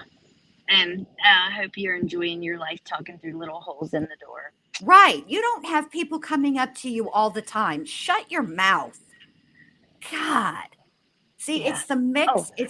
This is what's wrong. This is why Lori is this is why I have the disdain for her that I do. Okay. This is one of many reasons, but it's this mixture of a lie with the truth. Is she completely isolated where she cannot talk to anybody? No. Okay. But she does not have people coming up to her, talking to her on a regular basis. They're hollering through a frigging jail door. Okay. Shut up, Lori. Gosh. Yeah. And also, you guys, don't be jealous of her hair. Don't ever make yourself feel like that over somebody else's hair, because your hair is beautiful for you and you can fix it or do whatever you want. And maybe if it's you've damaged it or something, just take it easy on it for a little while. But don't ever make Absolutely. somebody make you feel that way. Exactly. Okay. Let me say something to you guys. All right.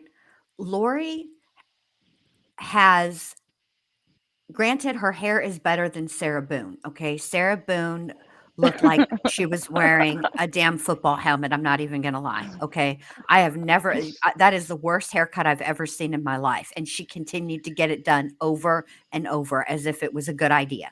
Okay. Is Lori's hair better than Sarah Boone's? Yes. But if you really look at it, okay, it's not that great. It's really not. It's not healthy. And she's using toilet paper rolls or toilet paper or something, sheets, whatever, to curl it. It's not like she's, and look at this. She's clearly using the strawberry banana flavored Skittles for her eyeshadow, and yet still the hot Cheeto dust for the lipstick. Okay. And she's aging like milk.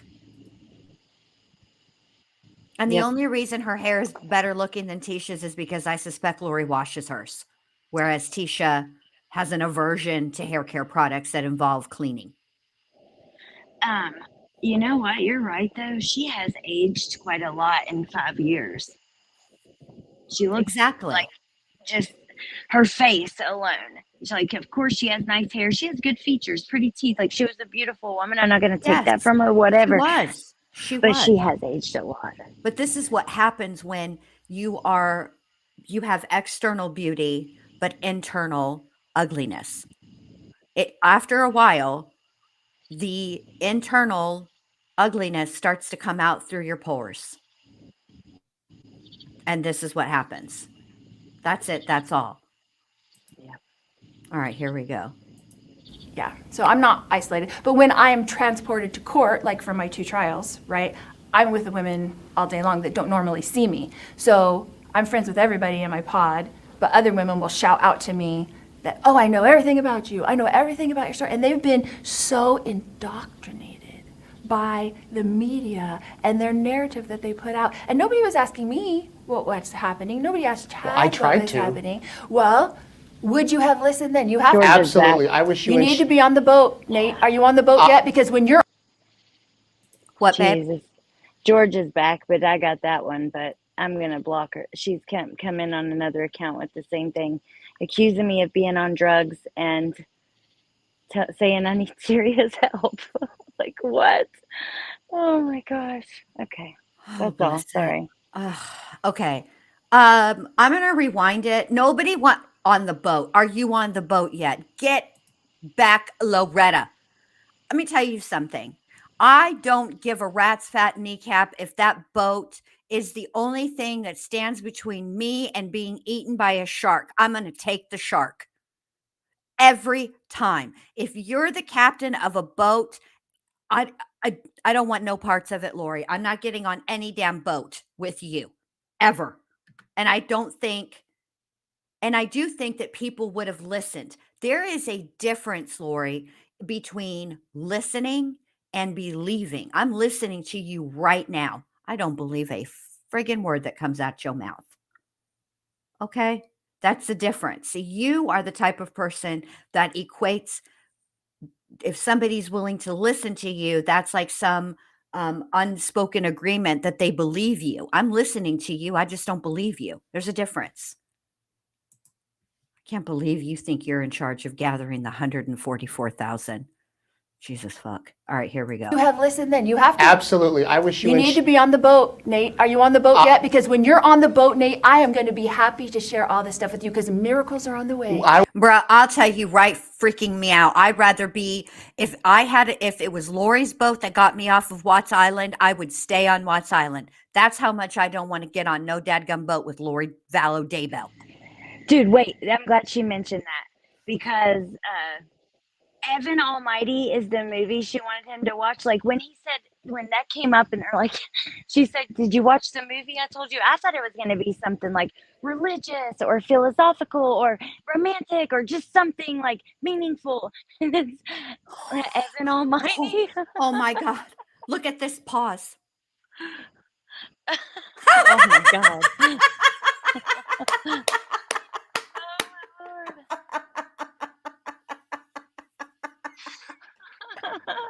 Hold on. I can't even screenshot it because the live on air is over her forehead. I'm still going to, but if somebody else gets a good one, send it to me. Send it to me too. Send it to us. Yeah, I don't like that person Hold coming on. in here. It throws me off. I can make it bigger like this. And I can, hold on, do that. And if you take it to CapCut or Canva, you can remove the text. So go ahead, get your screenshot. Okay, I got it. And yeah, I'm sorry, Jen. That person throws me off. I don't appreciate I know, that. babe. The first time is one thing, but then to come back, here's the thing. Like, I know what it's like to be in active addiction. And I can tell you one thing. I wasn't doing anywhere near as well as I was now. I was living in a crack house in the middle of not a great town. And I've like, it's not something to just joke or throw out there on people. And yeah, as someone who is going to be 9 years in recovery in August. Wait, is it 9 or 10? Hold up. Bentley's going to be 9. So 9 years in recovery in August. You know, I take offense to that. I really do. I find it disgusting. And I don't think it's something to joke about or to use towards somebody, especially when there are a lot of people out there who are really suffering and it's an illness, period. So you're right. I'm sorry, Jen, but it threw me off and I don't appreciate it. Lady, get a life, you weirdo. That is just weird to have that much like hate towards somebody you don't know to say things like that. I have no idea. You don't know me. I don't know you. What is wrong with you? And it's always the same comments about my voice and stuff. And I don't appreciate that. So that's all. I just wanted to say that. Well said, Allie. Well said. Let's give Allie a little round of applause here. Oh, wait, that's not the right button. Please excuse me. Doesn't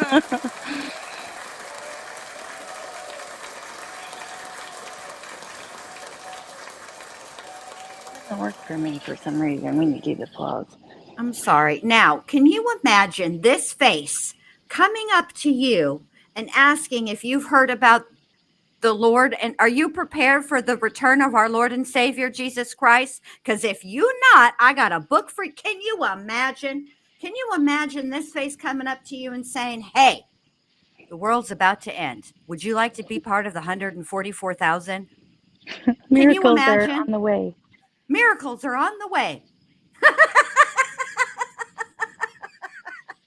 Fuck off. Oh my God. Tess got the screen. Yeah, she did. She did. She did. Good job, Tess. All right, here we go. Miracles are on the way. And when you're on the boat, That's why I sent you that last video. message. Well, I sent you the last message saying, when you're on the boat, you'll be ready. So When you're on the boat. We're going to need a bigger boat. you say Jesus The fuck is your outta friend. here. Absolutely. Does he support cheating on your spouse? We weren't cheating. Does he support killing your husband? I didn't kill anybody ever. Killing your kids? I didn't kill anybody. Killing as you your know. boyfriend's wife? Okay. Was I in Hawaii when Tammy died? How did I kill her? Are you going to explain that to the world now? How did I do that? Using your kids' money while they're dead. Okay, all that is messed up too. That's all lies. How did you rent that unit in Hawaii? That's With what all money? lies. Chad rented it. I did not Chad rent didn't it. have any money until Tammy died. Chad rented it with his own money. Yeah. Okay. Chad was an author. Listen. Are you kidding me right now? Are you really gonna, this is your hill? Okay, this is your hill. Let's have your hill. I'm gonna let you have your moment here. All right, let me fix this so it's not highlighted so I can see Allie and you guys can see me. This is her heel. Chad was an author. You're telling me that Chad, the thumb Daybell, who could not get a freaking Harry Potter reference correct, sold so many books. Look, you got me yelling. Let me calm down. Sold so many books that he was able to afford that place that you rented in Hawaii. Get out of here. You know damn right well that the reason that Chad could pay with that with quote unquote his own money was because he collected the life insurance from his wife's murder. Shut your mouth. Wow. Yeah. I've been talking to you. I thought I was muted and I was, or unmuted, and I was responding to people in chat. So I have to have YouTube on the screen. I'm like, yeah. Oh my God. Chad was an author. Chad was an author. We read his novel. We read his story. You know, the story of what Elaine and what's the other person? Yeah. Oh, I don't remember. Elaine and the Storm.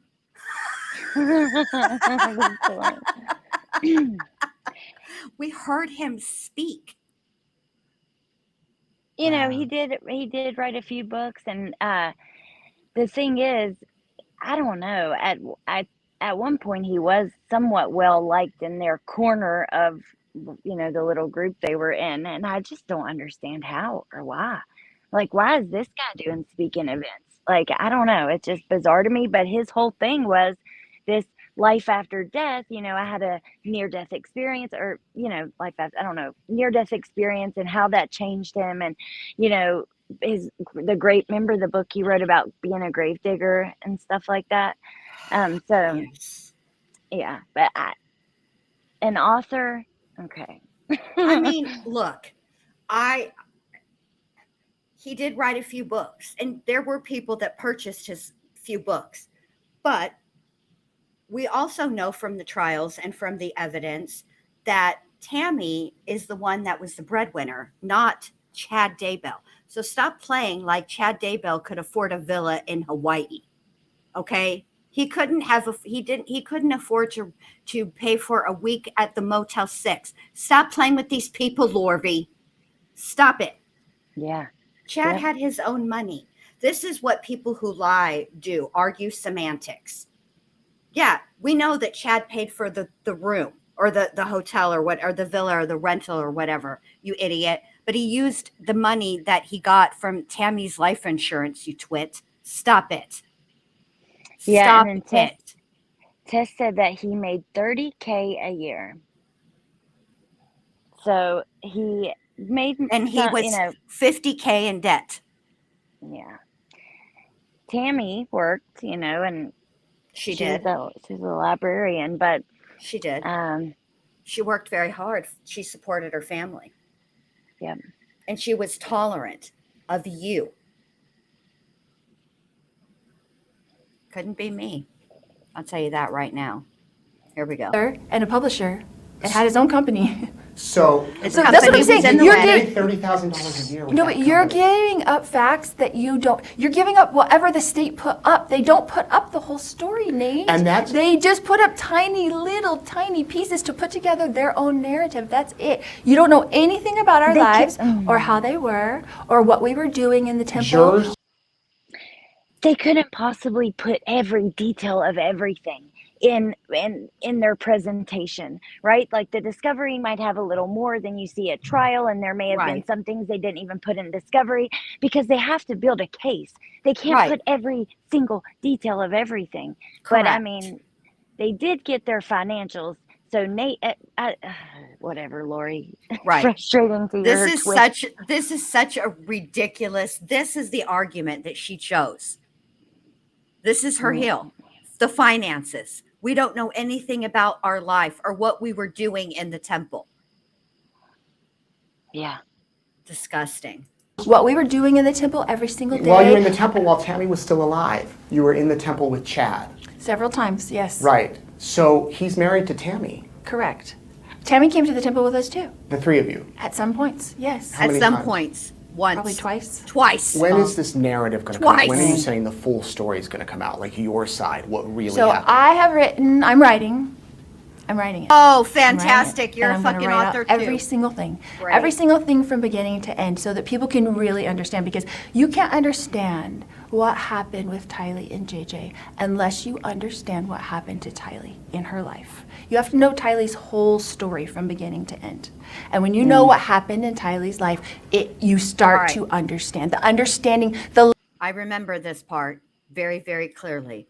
And I can already tell from the volume of my voice, and we haven't even gotten to the important parts yet, that I'm going to get very, very yelly.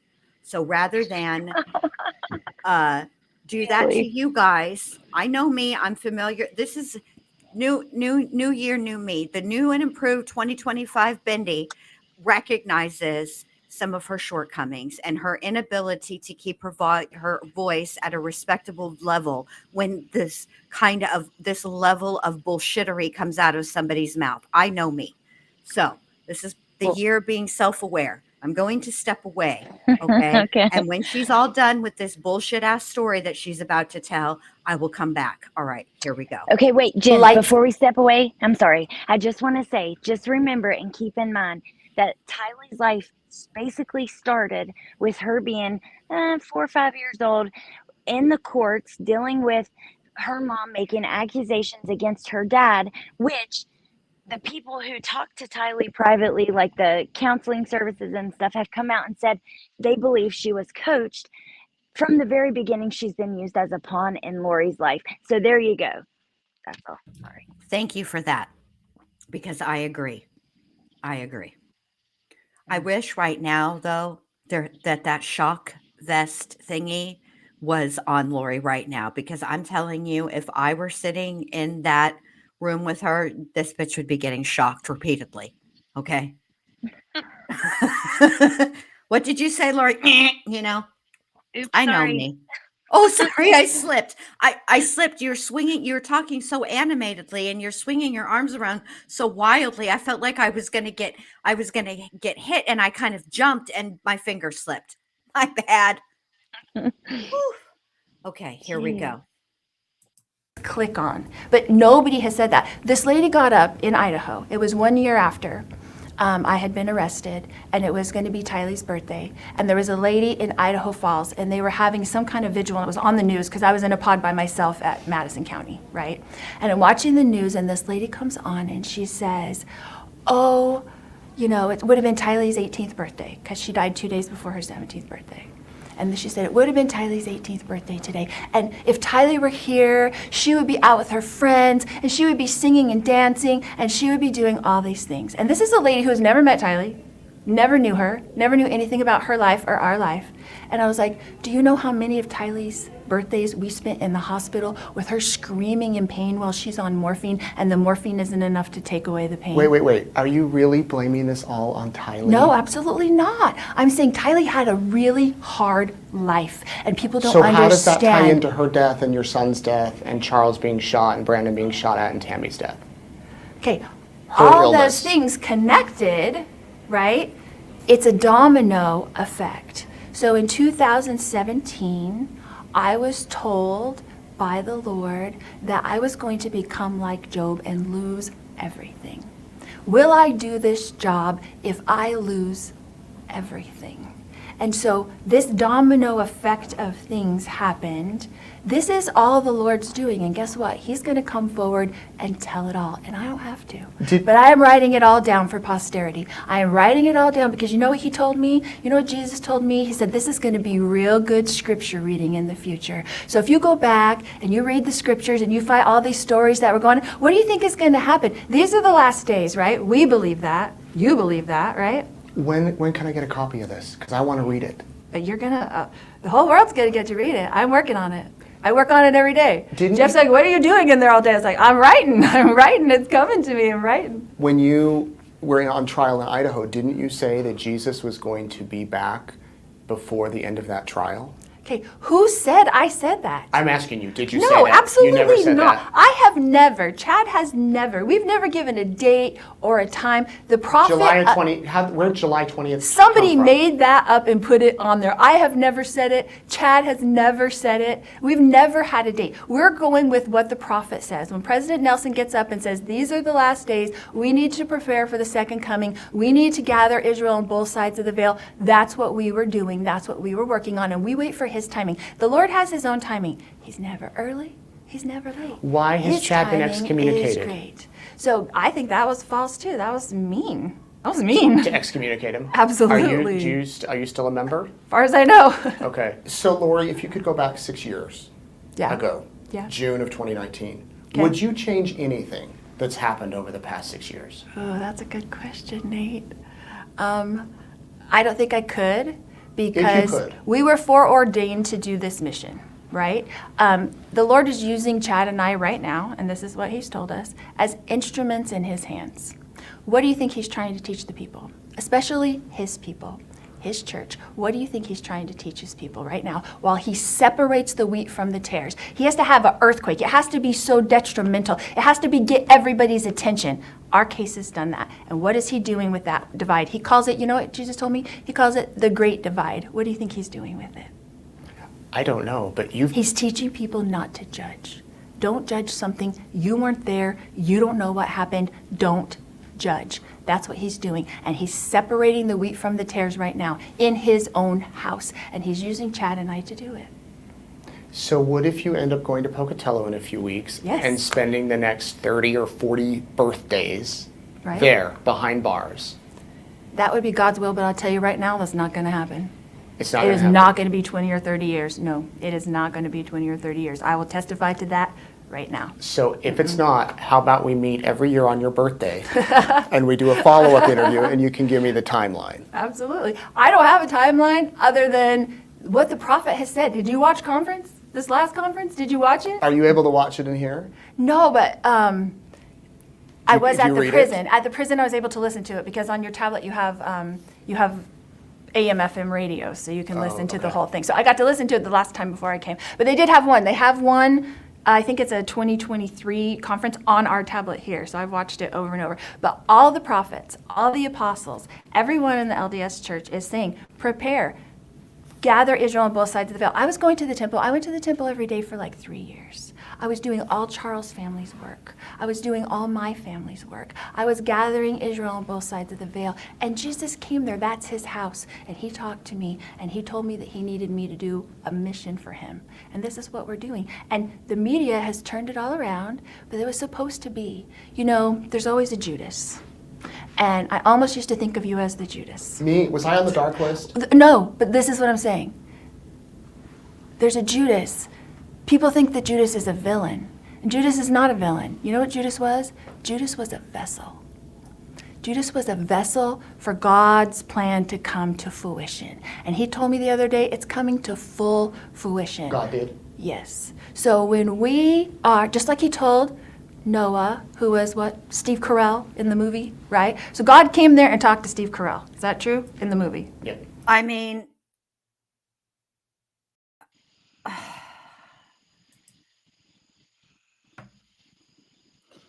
Steve Carell wasn't the only one who played Noah, but I can't right now. My brain is so overloaded with, hold on a minute. I'm just going to look it up because I cannot even believe this. Hold on. She said, I'm writing all the time. His Steve will ask me, what are you doing in there? Oh, it's coming to me. I'm a writing. Like, she's writing scriptures. She seems to really believe this, Jen. And I truly believe Chad is sitting back and he knows. He's not delusional, as he knows. Like, she's lost her mind. I've messed up. He's not delusional. He's just evil. She's evil, but also very delusional. But she seems to believe it. And I'm curious, do you think she believes the shit she says? At least some of it. I'm not saying she believes all of it regarding the case. And maybe she's convinced herself of that stuff too. But she speaks with such passion. And her body language, like her And body sings, conviction. sings with her. Yeah. See, this is where,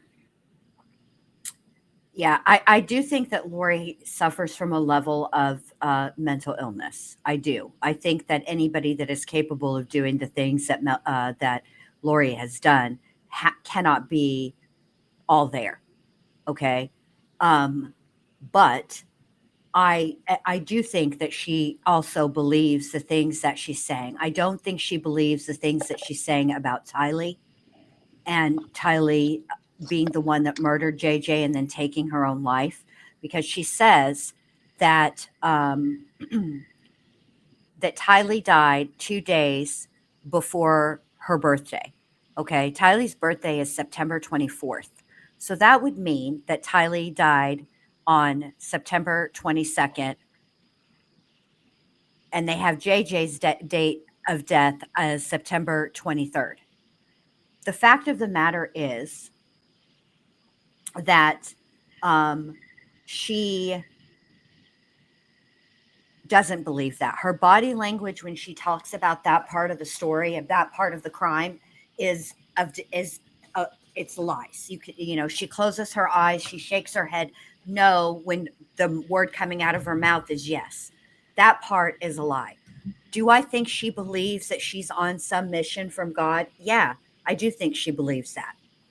And I do think that she believes it because I think she uses it, to justify the horrible and heinous acts that she has perpetrated.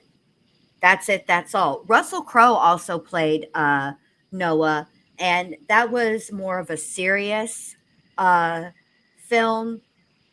It wasn't as humorous as Evan Almighty. Why don't you haven't watched that one, Lori? Jesus. I just cannot believe that Evan Almighty is her movie of reference for all these things a real life tragedy. Not a tragedy for her, she calls it, but I'm just saying, like, this is horrific and this is a real life, why are you comparing this to Evan Almighty? Like, Right. That started with Bruce Almighty, which was a Jim Carrey movie. And it's just crazy.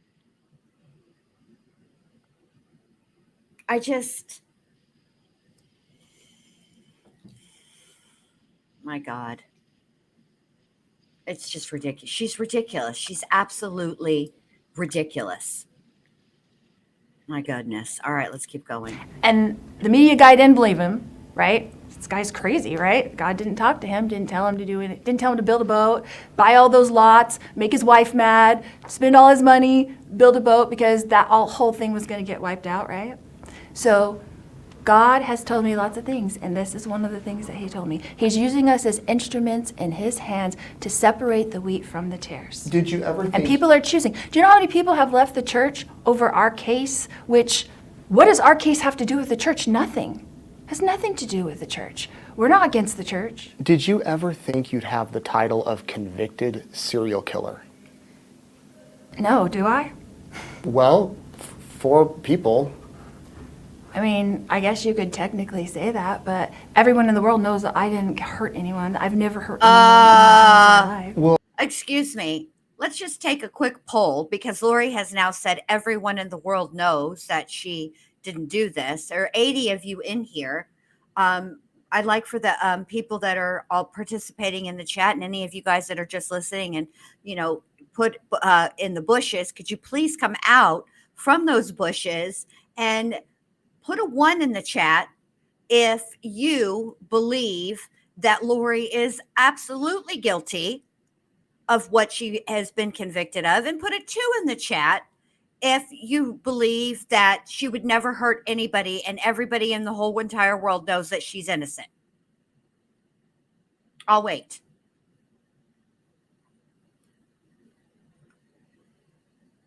Well, we already have 1. We have, Harley's got a 1. So that's 2 people. So not everybody in the entire world. Here we go. Now they're coming in. Oh my goodness. 1, 2, 3, 4, 5, 6, 7, 8, 9, 10, 11, 12. Yeah, 13, a ton of people. So not everybody in the world. And that's just my little chat. Again, Lori, thank you guys. I appreciate that. Even you guys coming out of the bushes. I thank you. Fucking Lori. Everybody in the world knows I didn't do it. Let's hear her say that baloney again. Here we go. But everyone in the world knows that I didn't hurt anyone. I've never hurt anyone in my whole entire life. Well, years ago, everybody I've talked to, your friends, everyone in the family, world, said you were a great mom, so much fun, loved to dance, loved music, loved to travel. You were the light of the party. And here we are in a jail. How did you get from there to here? God put I me love here that one. It's for my favorite. His purpose. Thank you. And so you know who he needs? He needs somebody who's the life of the party, somebody who teaches the girls how to work out, somebody who teaches the girls how to have fun and dance and do all those things in this, the worst jail in the country. I don't think that that's the worst jail in the country. Let's start there. She speaks in such,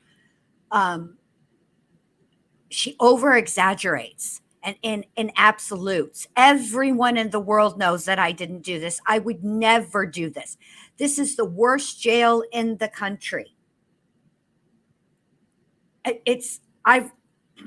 Lori, you need to stop. You need to stop. He needed somebody to come in to the worst jail in the country and strengthen these women. And I'll tell you what happened. We used to have this wonderful lady, and she used to come. Also, I need to know, ladies, this is just for you guys. This is just for y'all now, ladies. How many of you all know how to have a good time and get down and nobody ends up dead without killing somebody? It doesn't involve murder. How many girls' trips, how many girls' nights out do you guys have that doesn't include your children, your Sancho's wife, and who else? And your current husband ending up dead? I don't think I need to take lessons from the likes of Lori Vallow Daybell on how to have a good time. Thank you very much. But you know what? Like, people did say that she was, like, it's interesting Nate brought that up because it's weird. She was supposedly this really fun mom and really great at one point. You know, it's crazy to think of that. Like, what happened? What's interesting to me is I've been listening a lot to Colby and listening to him talk and reflect back on his childhood. And I would imagine from the outside, right, looking in, it might have seemed like she was the fun mom. It might have seemed like she was a good mom. But any mother that would use their children and alienate their children and from their father cannot possibly be a good mother. Do you know what I mean? No, I do agree with that, but I'm saying, like, friends that, not just outside friends, like friends that were with them a lot. You know what I mean? But I agree with you 100% because we know what she did with Tylee's dad. Yes. And you know, I think that was a face. I think that's once again, I think that is her mask, that she comes across as the fun loving mom to everybody else, even to people who are close to her. But the true test of who's a good mom is the children. I highly doubt Colby does not give her a very good Google review. And I'm reasonably sure that Tylee and JJ, even if they had lived, would not give her a good Google review as a mother. Yeah. Do you know what I mean? Yeah. But I just wonder like how a person goes from being a somewhat normal person to doing something like this. Because But she was never a somewhat normal person. That's she the just mask. pretended to be. Correct. She did and said what she had to do and say to fit in. And what ended up happening is she got with, and I hate to use this term, especially the word storm, because obviously, but her and Chad getting together they were the true people, that they were the dark ones. All these people that they rated as dark, the truth of the matter is they are the dark ones. And when they got together, they fed each other. She has the I think I think it's an illusion. I think that Lori truly is a very hollow, empty person. And that's why when she talks about things, she over exaggerates. This is a front. This is not her genuine feelings. This is not, I mean, I'm not like when she says she believes all this stuff, she probably does. But how she, like basically skipped into the interview. I mean, look where you're at. Look where you're sitting and what you've been accused of and now convicted of. Okay. Yeah. And this is more than, I've just decided to make the best of my situations. Life gave me lemons. I'm finna make lemonade. This is, in my opinion anyway, a mask. Well, Yeah. if she was like narcissistic or something, we do see a lot of people like that though out in, how do you go from that to something so extreme? Is it I think it's probably Chad, like just made that explode even more. But like even when it first happened and her mom and sisters were like everywhere standing up for her, she would never do this. They truly believed that.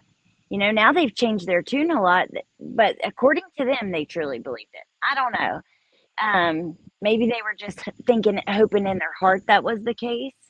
And so they were trying to stand up for their family. I don't know. I think It's that just they weird. believed in the beginning and they did a lot of standing up for Lori because I think that they believed that Lori was duped and manipulated by Chad. And then once all of the evidence started to come out and the trials happened, and I think they heard, because a lot of people have, we've had this discussion, who was running the show?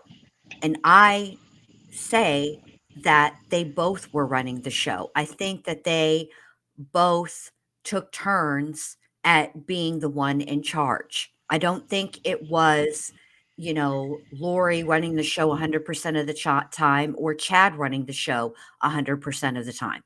I think that they took over running. Whoever was the most capable in that moment is the person that ran the show. I also think that a lot of times with Lori is the type of person that is highly, highly manipulative. And I do think that Lori gets other people to do her dirty work for her. So I think that might be why her family initially, yes, tests like this. This is what happens when a tornado meets a volcano. Yeah, that's so true. That is so true. And I just accidentally turned on my camera trying to unmute, but I turned it off real fast, but not because, there's nothing to see. I'm sitting in the middle of this pickleball court trying to get cell phone signal, and it's in a lawn chair. But I just, if you Bless saw your her flash, heart. It was the garage.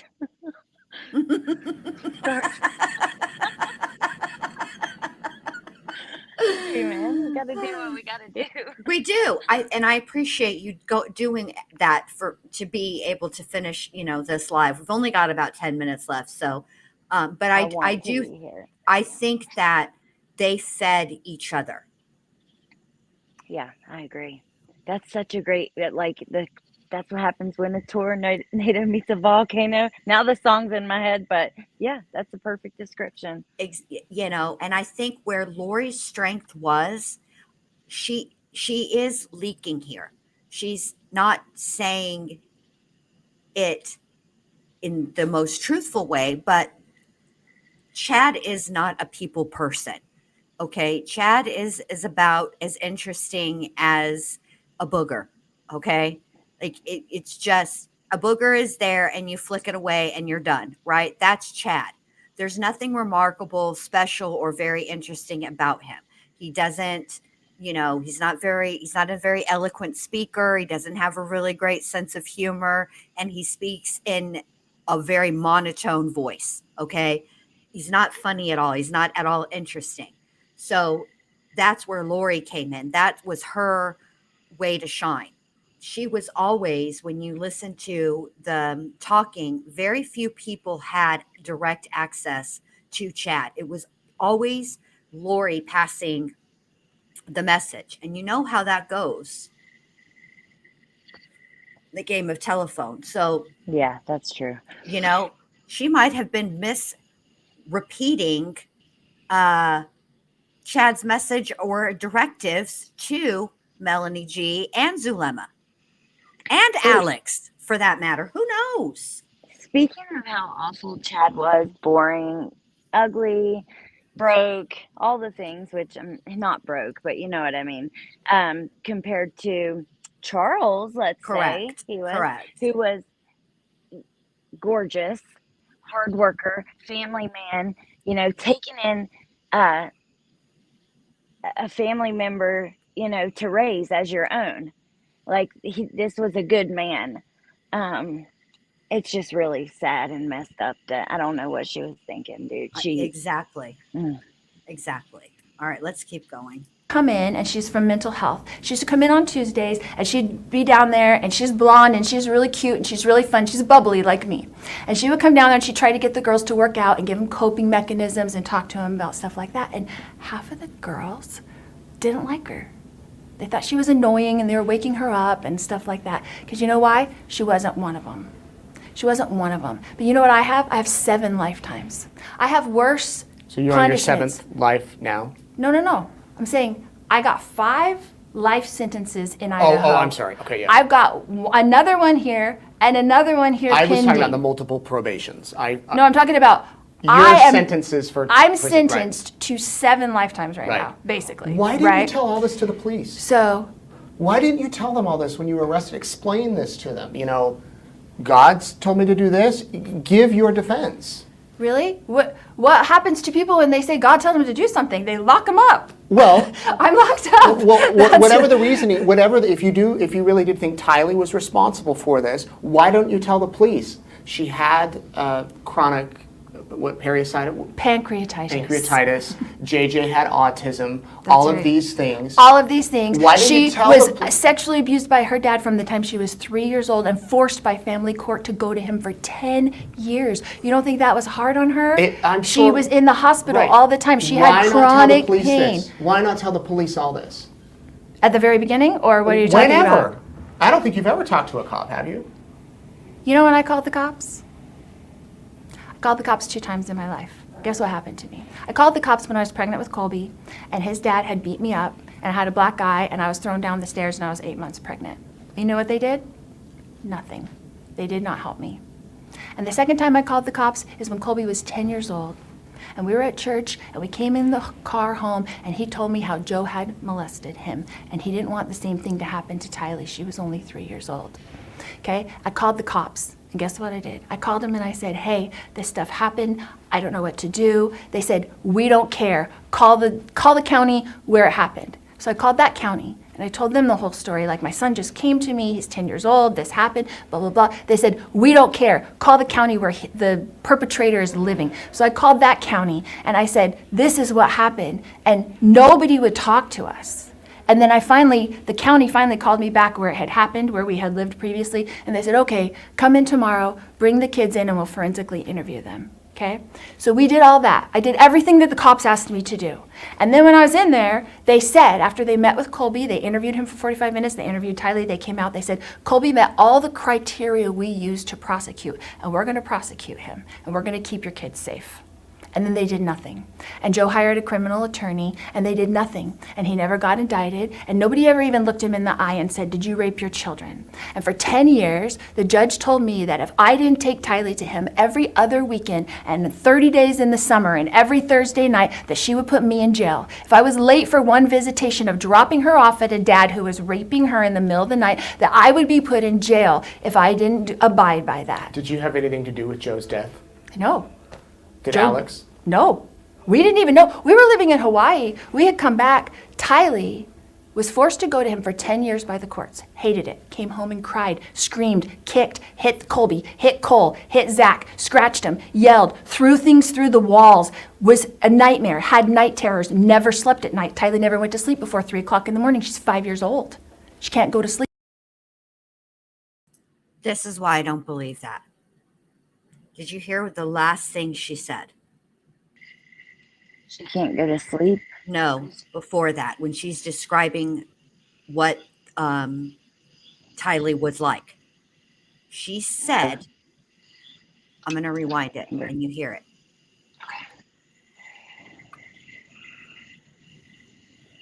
Scratched him, yelled, threw things through the walls, was a nightmare, Was a nightmare. Oh my. See, she's referring to her child, who she is saying is the victim of long-term SA. Okay, and I forgot this part was in here. I should have given you guys a trigger warning. I'm so sorry. I apologize. But I think that my mind just blocked it out because I was so irritated by the time it got to this point. Okay, so I apologize for that. What mother do you know whose child was going through that would ever refer to the child as being a nightmare? They might say the situation was a nightmare. It was a nightmare. We were living in a nightmare, but she called Tylee a nightmare. That's the leak. That's what I'm talking about when I say that people leak. That's the leak. Why the fact that she would even say that about her deceased child, and then, like you said, long-term survivor of that, like, come on. Right. That's such a good point. I don't think I would have noticed that before. But like I said, the people he wasn't charged for a reason because they didn't believe it. I don't, like Tess said, Colby hasn't addressed it. I know the people who interviewed her at the time said they didn't believe it. It seemed like she was coached, the things she was saying. The fact of the matter is, she has used the term rape. That means something very specific to me. I don't know what it means to Crazy Town over here. Okay. But the fact of the matter is, if that was happening, there would be physical signs on a child that young. I'm going to leave it there. I don't know what the situation was. I don't know. I wasn't there. And Tylee isn't here because Lori took her voice.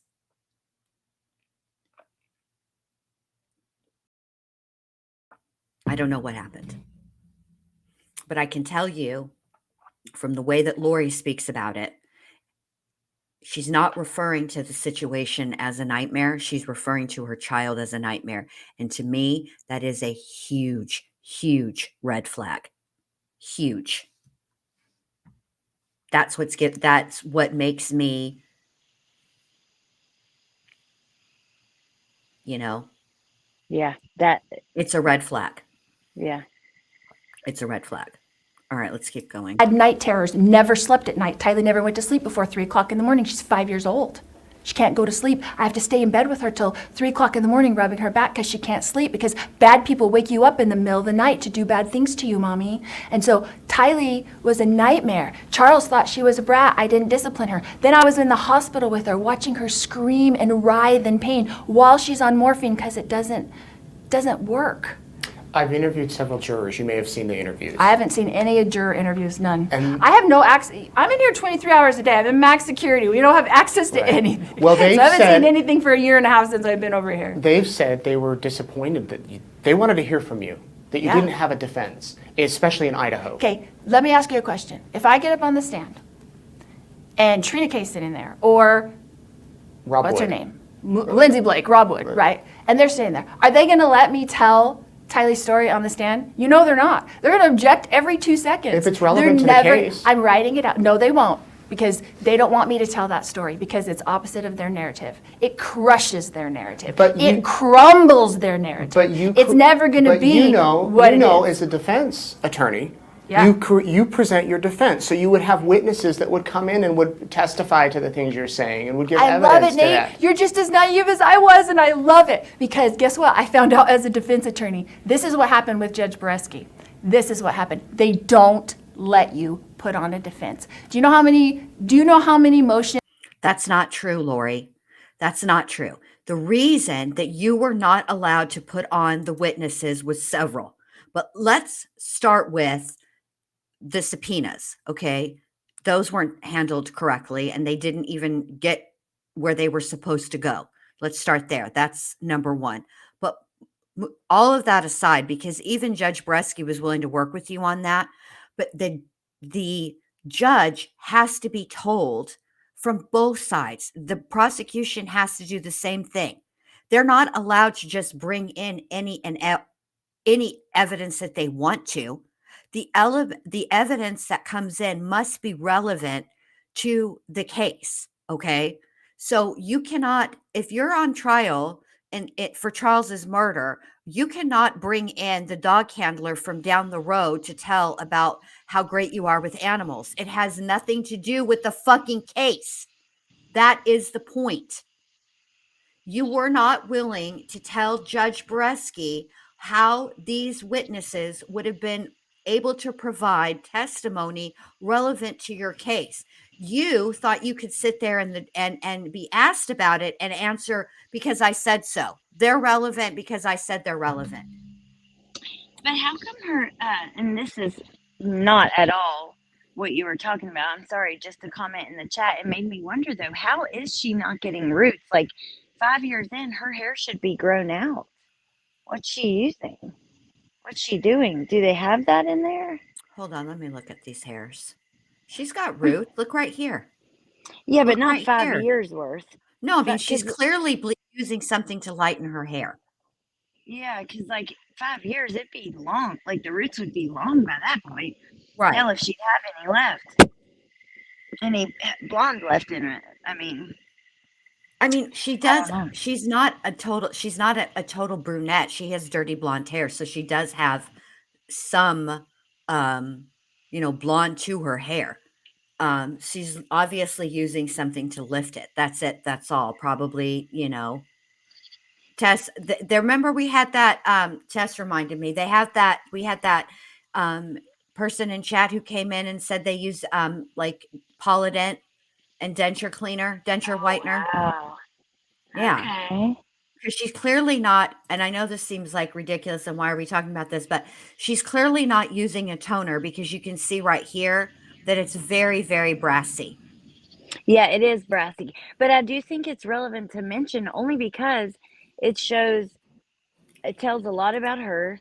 She's vain, but not only that, it just makes you think about the amenities that they might have or the things Right. like while your kids are no longer alive, while you're sitting here preaching to us about how the system works and how Right. unfair it is. Right. Here, Sky Flash made it. Don't do this to Fabuloso. I will not stand for it. Tones it with Fabuloso. Oh my goodness. All right, here we go. I had on, or not motions. Do you know how many exhibits I had on and get ready for us to present our case for the first trial? How many? We had 33 exhibits. We put them up there. Trina Kay went up there. She gets to look at all your exhibits, right? got to This look is at how it hers. works in law. She gets to look and see what all our things are, what we're putting up. Guess what I had? I had about 5 interviews with one of the cops who said, I have to get Lori on something. I have to find something to charge her with. I have him saying this on video. Which cops? Okay, Detective Moffat. Guess what happens? So I have 4 of those are my exhibits. I'm waiting for Detective Moffat to get on the stand. The state says they're going to put on Detective Moffat. Guess who they don't put on at all? Moffat. Detective Moffat.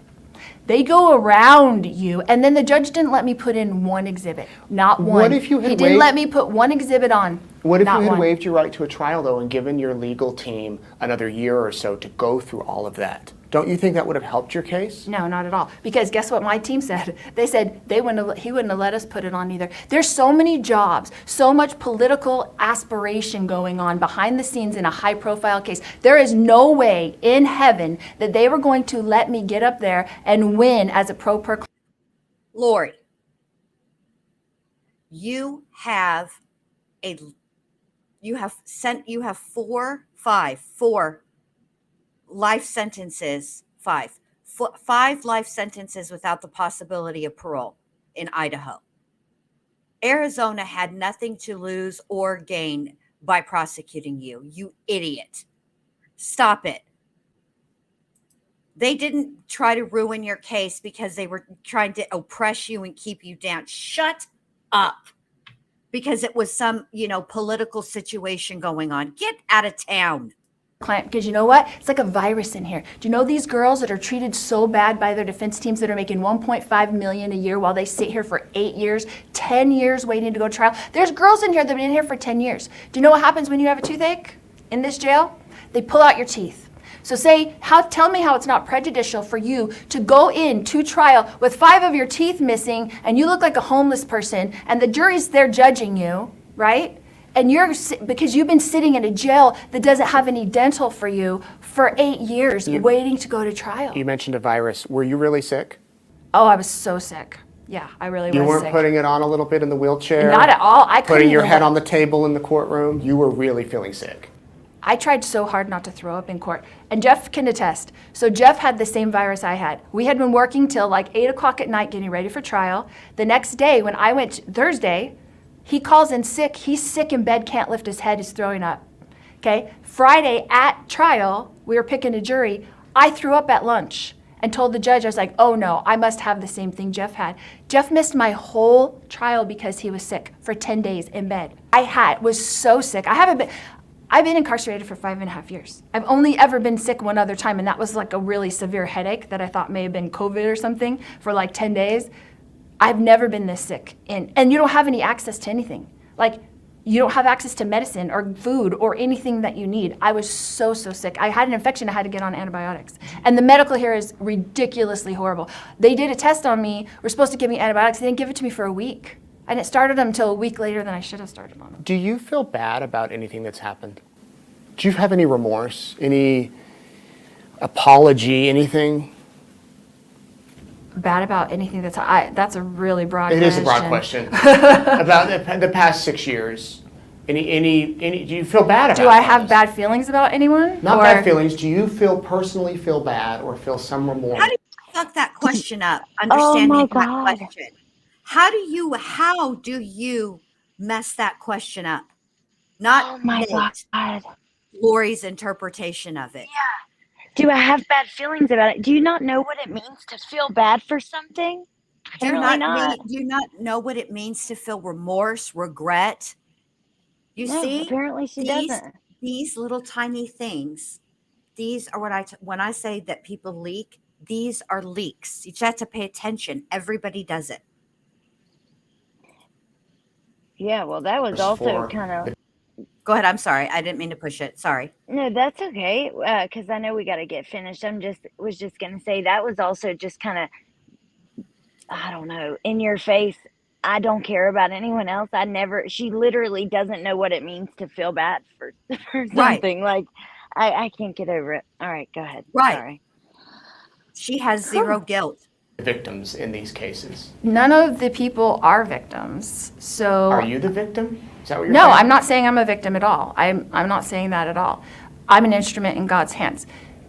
the victims that you call victims So are not JJ's victims. not a Tammy victim died in of your natural story? causes. The coroner disagrees with Tylee, that. Yeah, that's where I was waiting for her to answer that part, to go down the list, because even if you believed Lori's story, right? Wouldn't Yeah. Are you kidding me? Oh God. Thank you, Tess. Even if you believe that story, right? Lori's story, the scenario that she speaks of makes JJ a victim. You know? Yes. All right, That's so she's it. going down the list. Let's hear what she says. We're almost coroner through. which coroner are you talking about? The one the state put on? Brenda died, the county Okay. coroner, Okay. who said she was asphyxiated. So aren't her kids victims? Okay, no.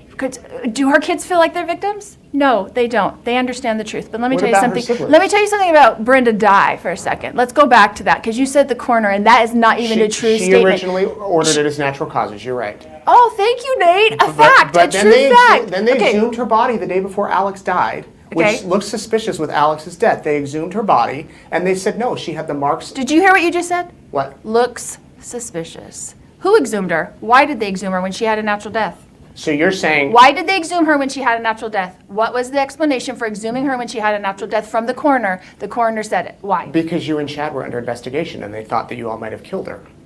Why? Because of Heather Daybell and what she said at the very beginning and called you up to say? That's Heather- exactly where you're getting Heather it. Daybell That's did where not you're call me. getting Heather it. Nate. Daybell I did- didn't say she called you. She called you through Detective I didn't talk to Hope. Detective Hope at all. Did you talk to Hermosillo? I don't remember talking to Hermosillo. The tip I got when you were in Hawaii was from none of those people. It was before we went to Hawaii. It's before you went to Hawaii. How'd you get a tip We- before you showed up in we- Hawaii? You obviously had a tip before you We showed up found in out Hawaii. about this case Yeah. when the police sent out a news release. And then somebody random, I still to this day don't know, and I swear to you, to this day, we got a Facebook message from an anonymous account with a GPS location of where you and Chad were. See, here's the thing that Lori isn't paying attention to. I remember being the public, okay? And the way that the public heard about this case initially was that there were 2 children who were missing. Everything else came after that, way after that. It started I out remember- with, where are JJ and Tylee? They were missing. Have you seen them? And then it came out that Lori was ordered to produce the children. She called, no showed to court, which the court hates. And then it escalated from there. That's how I remember it happening. Yeah, no, you're right. And I remember when he was in Hawaii, I will never forget when the pictures came out that they were spotted there. Because I remember being like, oh my God, were the kids with them? And looking, and one of the pictures was through like the glass, like somebody was outside of the store they were in or whatever. No, it was like maybe the airport or some outside of where they were in. And I just remember looking at that, but you're 100% right. That's how it came. There was missing children. She wouldn't talk. Then she was put the order to produce the kids. She would, was just gone and wouldn't. And then it blew up from there. She did not, Shaggy. She has yet to explain how her children ended up in Chad's backyard in the way that they ended up. She's never explained that. But don't worry. Everybody, nobody worry, nobody panic. Lori is writing it all down. And someday we're all going to be able to read it. Yeah. So nobody panic.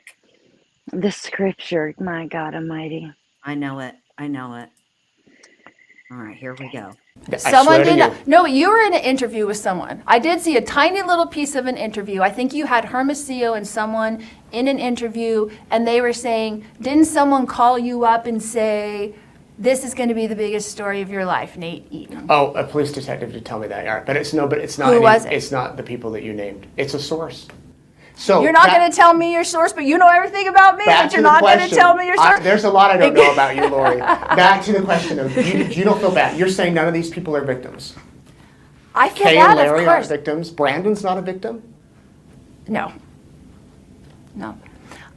I'm not saying that people haven't had hard things happen to them in their life. Everyone has hard things happen to them in their life, right?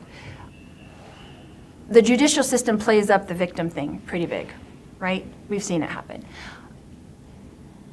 The people who lost their children, I lost my children.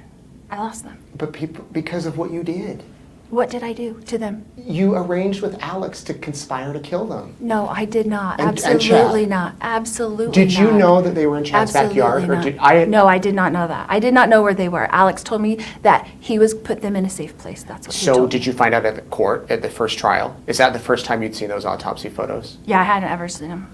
I never looked at them before that. Okay. Because that's not how I picture my children. I know where they are in heaven. I know what they're doing. They have come to visit me. So I don't see them as bones. If anybody dies and you go to a cemetery and you dig them up 9 months later, you're not going to like what you find. It's not going to be They're pretty. not going to look like that, Lori. They're not going to I'm look saying like Tylee. anybody isn't going to look like that. I'm saying once your spirit leaves your body and goes to heaven, okay? Because I died, right? When I was giving birth to Tylee, I died. And my spirit left my body. And guess what happened? When you're out of your body and you're your real self and your eternal self and who you are, you could care less what happens to your body. I've had that experience. Chad's had that experience. There's others that have had that experience. So what you're saying is JJ and Tylee and Tammy aren't mad that you murdered them because they're in heaven now and they don't give a rat's fat kneecap what happened to their body. Are you fucking kidding me? Is that what you're saying? Am I hearing this hoe correctly? Yeah, and she's trying to be broad about it and make the point that anybody that is dug up 9 months later isn't going to look pretty. Sure, but they're also not going to be wrapped in plastic. They're not going to be dismembered. They're not going to be burned. They're not going to have missing body parts that are never recovered. Okay, Right. So it's not the same, lady. Right. Wrapped in plastic with a bag over their head, duct tape, wrapped in Yep. duct tape. I mean, Jesus fuck. Lori. Yeah. the body dies. Everyone's dying, right? We're all going to die. Our bodies are all going to go back to the earth where they were from. And we carry on. We move on. So my children are in their eternity. They're doing well. They're happy. They're moving on. They don't want me to be sad. They came to me because they don't want me to be sad. They said, Mom, you didn't do anything wrong. I've got one last question for you. Sure. There's a lot of people that say I shouldn't have interviewed you. Well, they don't know I've interviewed you, but they say that you don't deserve a platform because of what you've done, what you've been found guilty of. Do they have a point? In this unfair judicial system, anybody could be found guilty of anything. And I would tell to the people, I would say, be careful who you're judging, because anybody could end up in orange. You could be living your little life in the suburban bubble like I was, and anybody could end up in orange. Anybody, because they can turn this on anybody. There's women in here, beautiful, smart, intelligent women that have had their children die, and they're family tragedies, and they're not crimes, and the state has turned them into crimes, and they're not crimes. And what I got accused of and convicted of, just like the 3 Nephites, what crime did they commit that they got 7 death penalties for? What crime did they commit that they got 7 death penalties for? I'm in good company.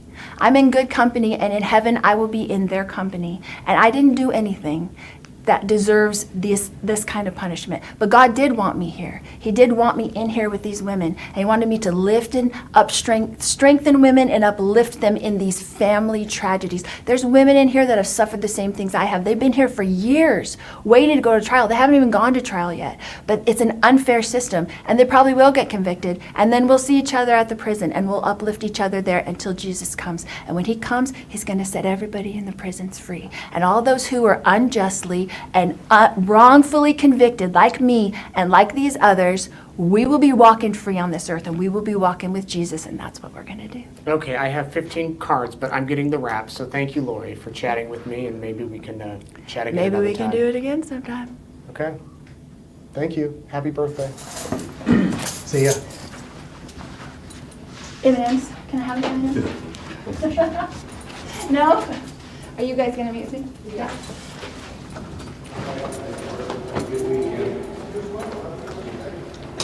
Did they tell her no M&Ms? Yes. Oh my God. I wondered if she was going to complain he got the wrong kind or something when he's like, "You'll see at the end." I love They your wouldn't let her background have looking it. with our faces. They would not let her have it.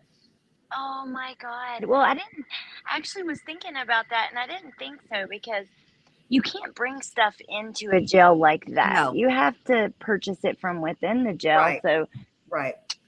wow. Wow. Did you see Nate's face when she was saying all of that about, like, I'm wrongfully convicted, blah, blah, blah, blah, blah. No, I was looking at her. I didn't see it. Well, Wow. What was he doing? hold on, I have to get it back.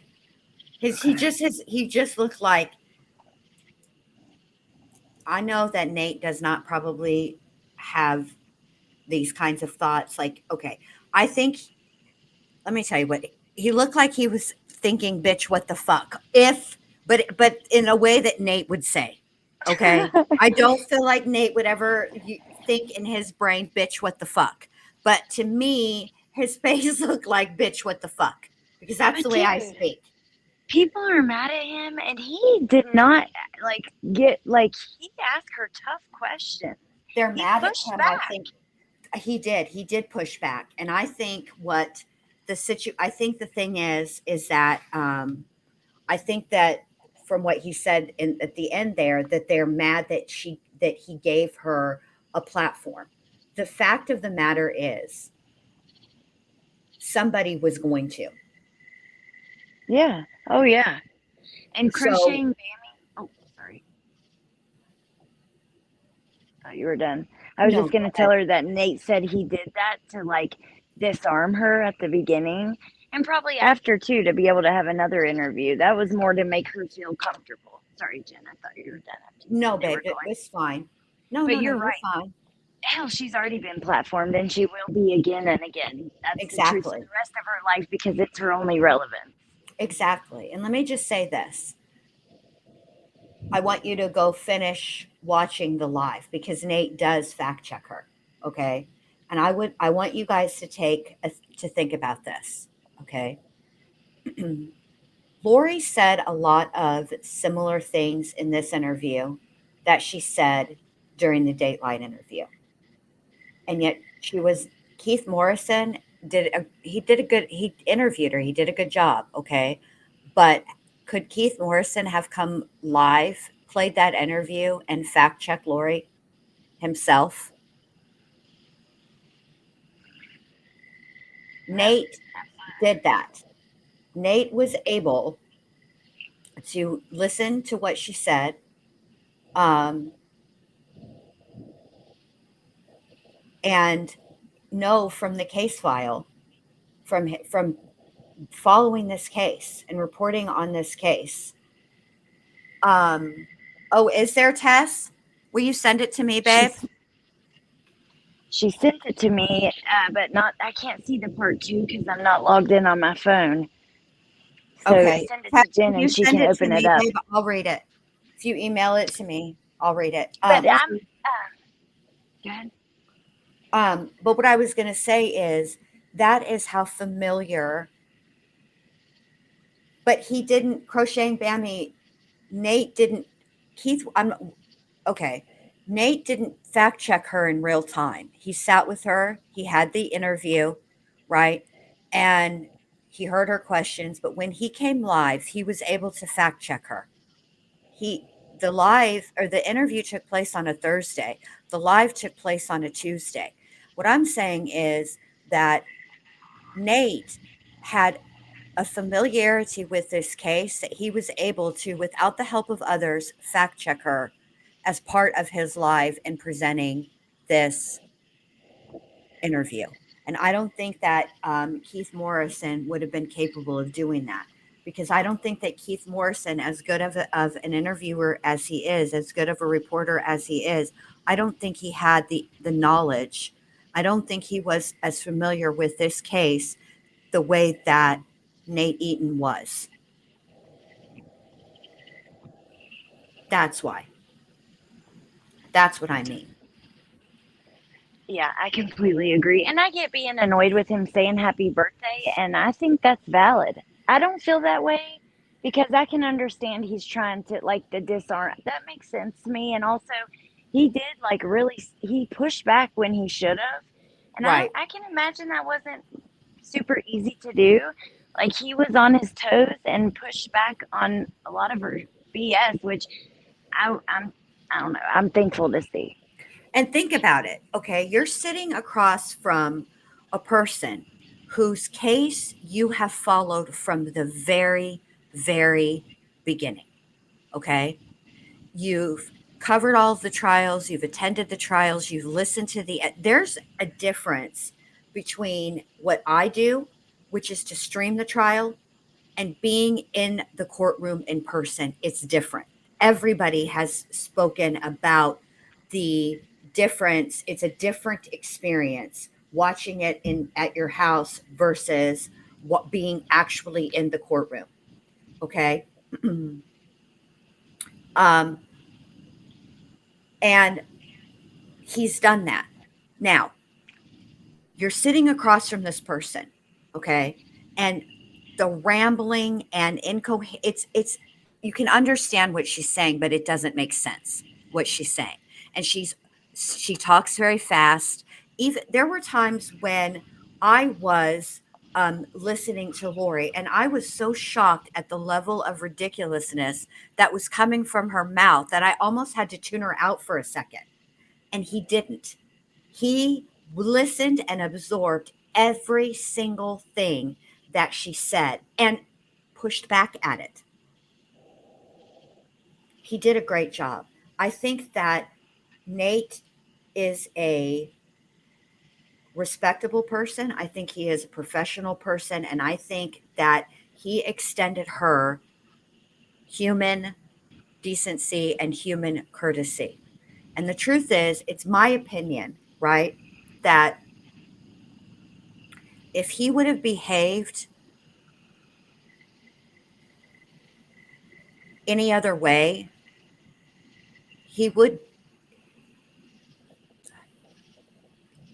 It brings him down to a level that's closer to Lori's level, and he's better than she is. Does that make sense? Yes, I do agree. Oh my gosh. The Cobberger update. Whew. Did she, Tess, did you send it, babe? Because I'm not even looking at my I phone can like see a part big 2 now. idiot. Do you want me to read it? I got It's it. short. It's not I that got long. it. Hold Okay. on. I got it. Let me just pull it up really quick. Give me just a sec. I'm sorry, you guys. I'm also thinking that I need to go tinkle. So that's part of the like distraction. Probably shouldn't have said that. That might have been too much information, but it's facts. I'm sorry. No, true. And then the other, cat, she also, okay, she sent you part 1 and 2. And then also there was another thing, or maybe this and that, that doctor, the serial killer expert that he studied under, is doing an interview with Brian Eaton tonight. Okay, well, I'll be over there watching that. Okay, so She was a witness, so she couldn't, for now. Catherine Yes, Ramsland. Ramsland. Yes, thank you, Ramsland. Okay, part 1. Statement from the Cobberger family. In light of recent developments, the Cobberger family In light of recent developments, the Cobers are asking members of the media for privacy, respect, and responsible judgment during this time. We will continue to allow the legal process to unfold with respect to all and will not release any comments or take any questions. We ask that you respect our wishes during a difficult time for all those affected. They're going to be there tomorrow. Yeah. Thank you, Tess. That's crazy.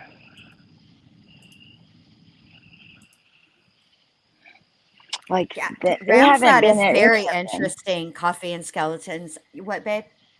They I'm haven't been sorry. at any of his hearings like that. Well, wait, maybe the one in Pennsylvania, but none of the Idaho ones. No, I'm sure. I will remember, you guys. I am covering this tomorrow. Okay, I will. As soon as I end this live, I'm gonna. I will make a thumbnail and I will cover it tomorrow. We're going to cover 2 things tomorrow. And I'll be live First, tomorrow night too, for sure. I can't take no more days away. okay. Sorry, get First, we're going to cover Brian Enton, Crocheting Bammy. First, we're going to cover whatever happens tomorrow with Cobberger. All right. Stephen Stearns also has a hearing tomorrow. We'll cover that as well. We do not have an answer. I just checked today whether or not the judge has given his written answer with respect to the cell phone. Whether it's coming in or whether it's not. It's not. I just checked before I was live, and nothing. So Yeah, and I will probably cover some of that. Well, it depends, but I will do it more in depth, like after the fact thing on my channel tomorrow night, and then we have to get back to our calls too. yeah, we do. So We definitely have to get back to our calls. So yeah, that's what we're doing tomorrow. Well, So, all right, you guys. Thank you, Allie, for coming up and going and sitting by the pickleball court.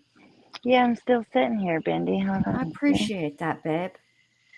Oh, look at you. You're a real one. Hey, Chief, good to see you. I couldn't tell you all the frogs I've seen so far. You know Matter of what? fact, I could probably walk over and find 20 right now. But Oh, let's go see them. I've made peace with the frogs. Okay, this is the thing. They do There's freak one. me out. Oh, look. See, those ones don't bother me. What we had we had the little tree frogs, and those didn't bother me. It's the big, We had those huge too. toads. They freak me out. We had them.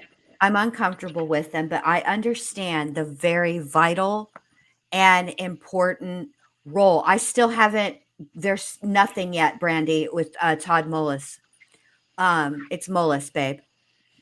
They freak me out, but I know that they are very, very important to our ecosystem. I would never, ever do anything to harm a frog. No, In of fact, course I you wouldn't. advocate for them to be okay. Like there were frogs, so they're working on the swimming pool and they had drained it. And there was water in it from all the rain that we had gotten. And I was very, very concerned that the frogs were stuck in there and that they would not be able to get out. And I even asked my husband, I said, babe, should we go down and help those frogs? I'm very worried that they can't get out. And he was just as shocked that I said that, but I was worried for them. Oh, your sandals are cute. I like your chanclas. Thank you. Now you got to say yeah. it. These are my chanclas. These are my chocolates. These are my Like chanclas. Livy. But no, we have the big ones too. We have all kinds. I'm telling you, I am not used to living like by the water in the heat. I'm used to living in the mountains in West Virginia. So like the reptiles, the lizards, you know what I mean? The tree frog, Yeah. it's very different. So it's been cool though to experience it. But also usually there's way more frogs out here. Like while we were live, there was these little ones that were like the one I just showed you, but they were so small it was like the size of my thumb. And oh my God, but look at these bugs. How many mosquitoes? My, that's why the frogs are out. See, the frogs are helpful. The only thing that I have like a criticism of the tree frogs, they don't respect space.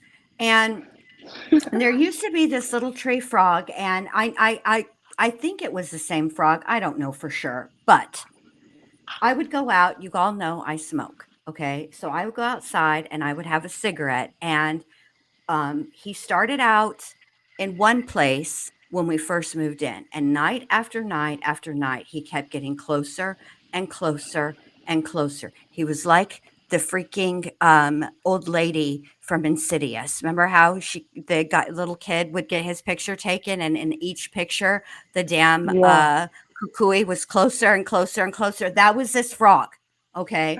Until one day I was sitting out there minding my own business, and he or she jumped on the table. That was enough for me. I got the fuck up out of there and I ran into the house.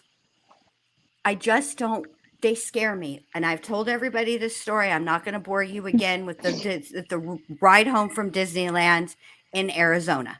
Okay. I'm telling you guys, this was like Frogmageddon. It was like biblical. The amount of fucking frogs that were, it was like the 7 plagues of Egypt in the Arizona desert. Okay. With the frogs. They were all over the road. There was nothing that we could do. My dad kept running over them. Look, see, that's not so bad, but like, bruh, back up off Little. me. He is little. I didn't expect that.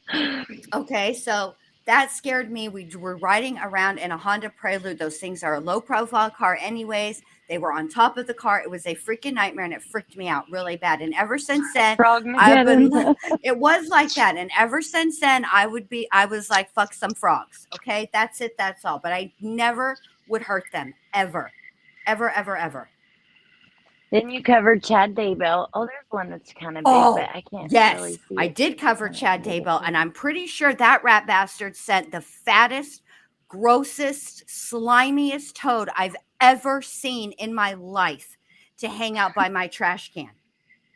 I'm 99% convinced that fucker opened up some weird ass portal and sent me a fucking toad, which is why I quit calling Chad that. I started just to call him the thumb because he can't send me no thumbs. But I'm pretty sure that toad was Chad. It was awful.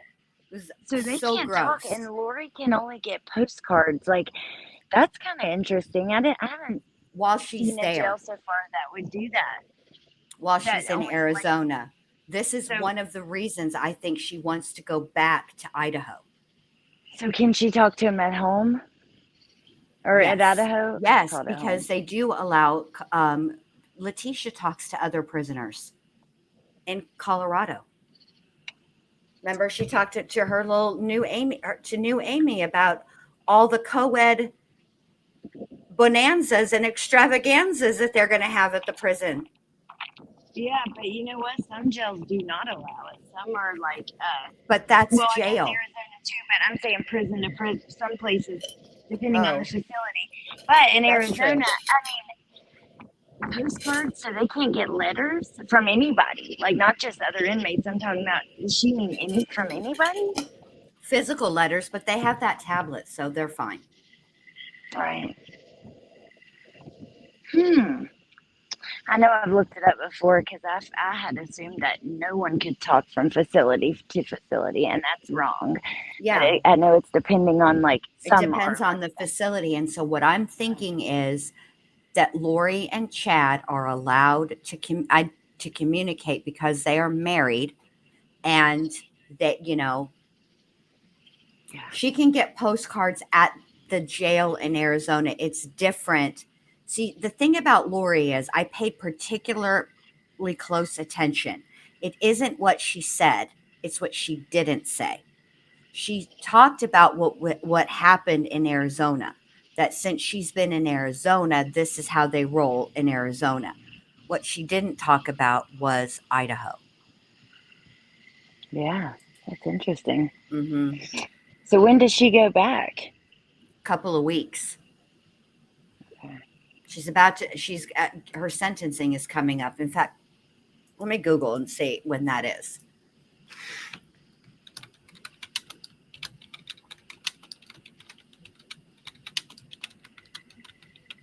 Oh, Coffee and Skeleton says, hey, y'all, can I ask for some positive vibes in my mama's direction? I would never ask this, but she's in the hospital right now, and we could use some positive thoughts and good juju our way. Absolutely. Yes. Absolutely. Please keep us posted. Please. I will be sending all the juju, all the good juju, and you both are in my thoughts and my prayers. Okay, you guys, are you ready? Sorry. I'm so sorry about that. Lori will be sentenced July 25th. Oh, okay. So And after so then she goes back to then Idaho she after goes back to sentencing, even though Idaho. she gets Yes. sentenced to time there? Yes, Idaho has dibs. Co-conspirators are not supposed to talk. So but they're convicted now. So I think that that co-conspirator situation, like Allie already said, happened before the trial. It's different now. They're convicted now. So, absolutely, absolutely, coffee and skeletons. We will total all of us. We will all harness our chi, and we will all send the good juju and good Yes. news. And I'm glad we could get your mind off of it for a little bit. And I Absolutely. appreciate you guys for getting my mind off of things for a little bit. Absolutely. Because You know? I have to agree with Ellie. There's, it frustrates me when I see things on YouTube where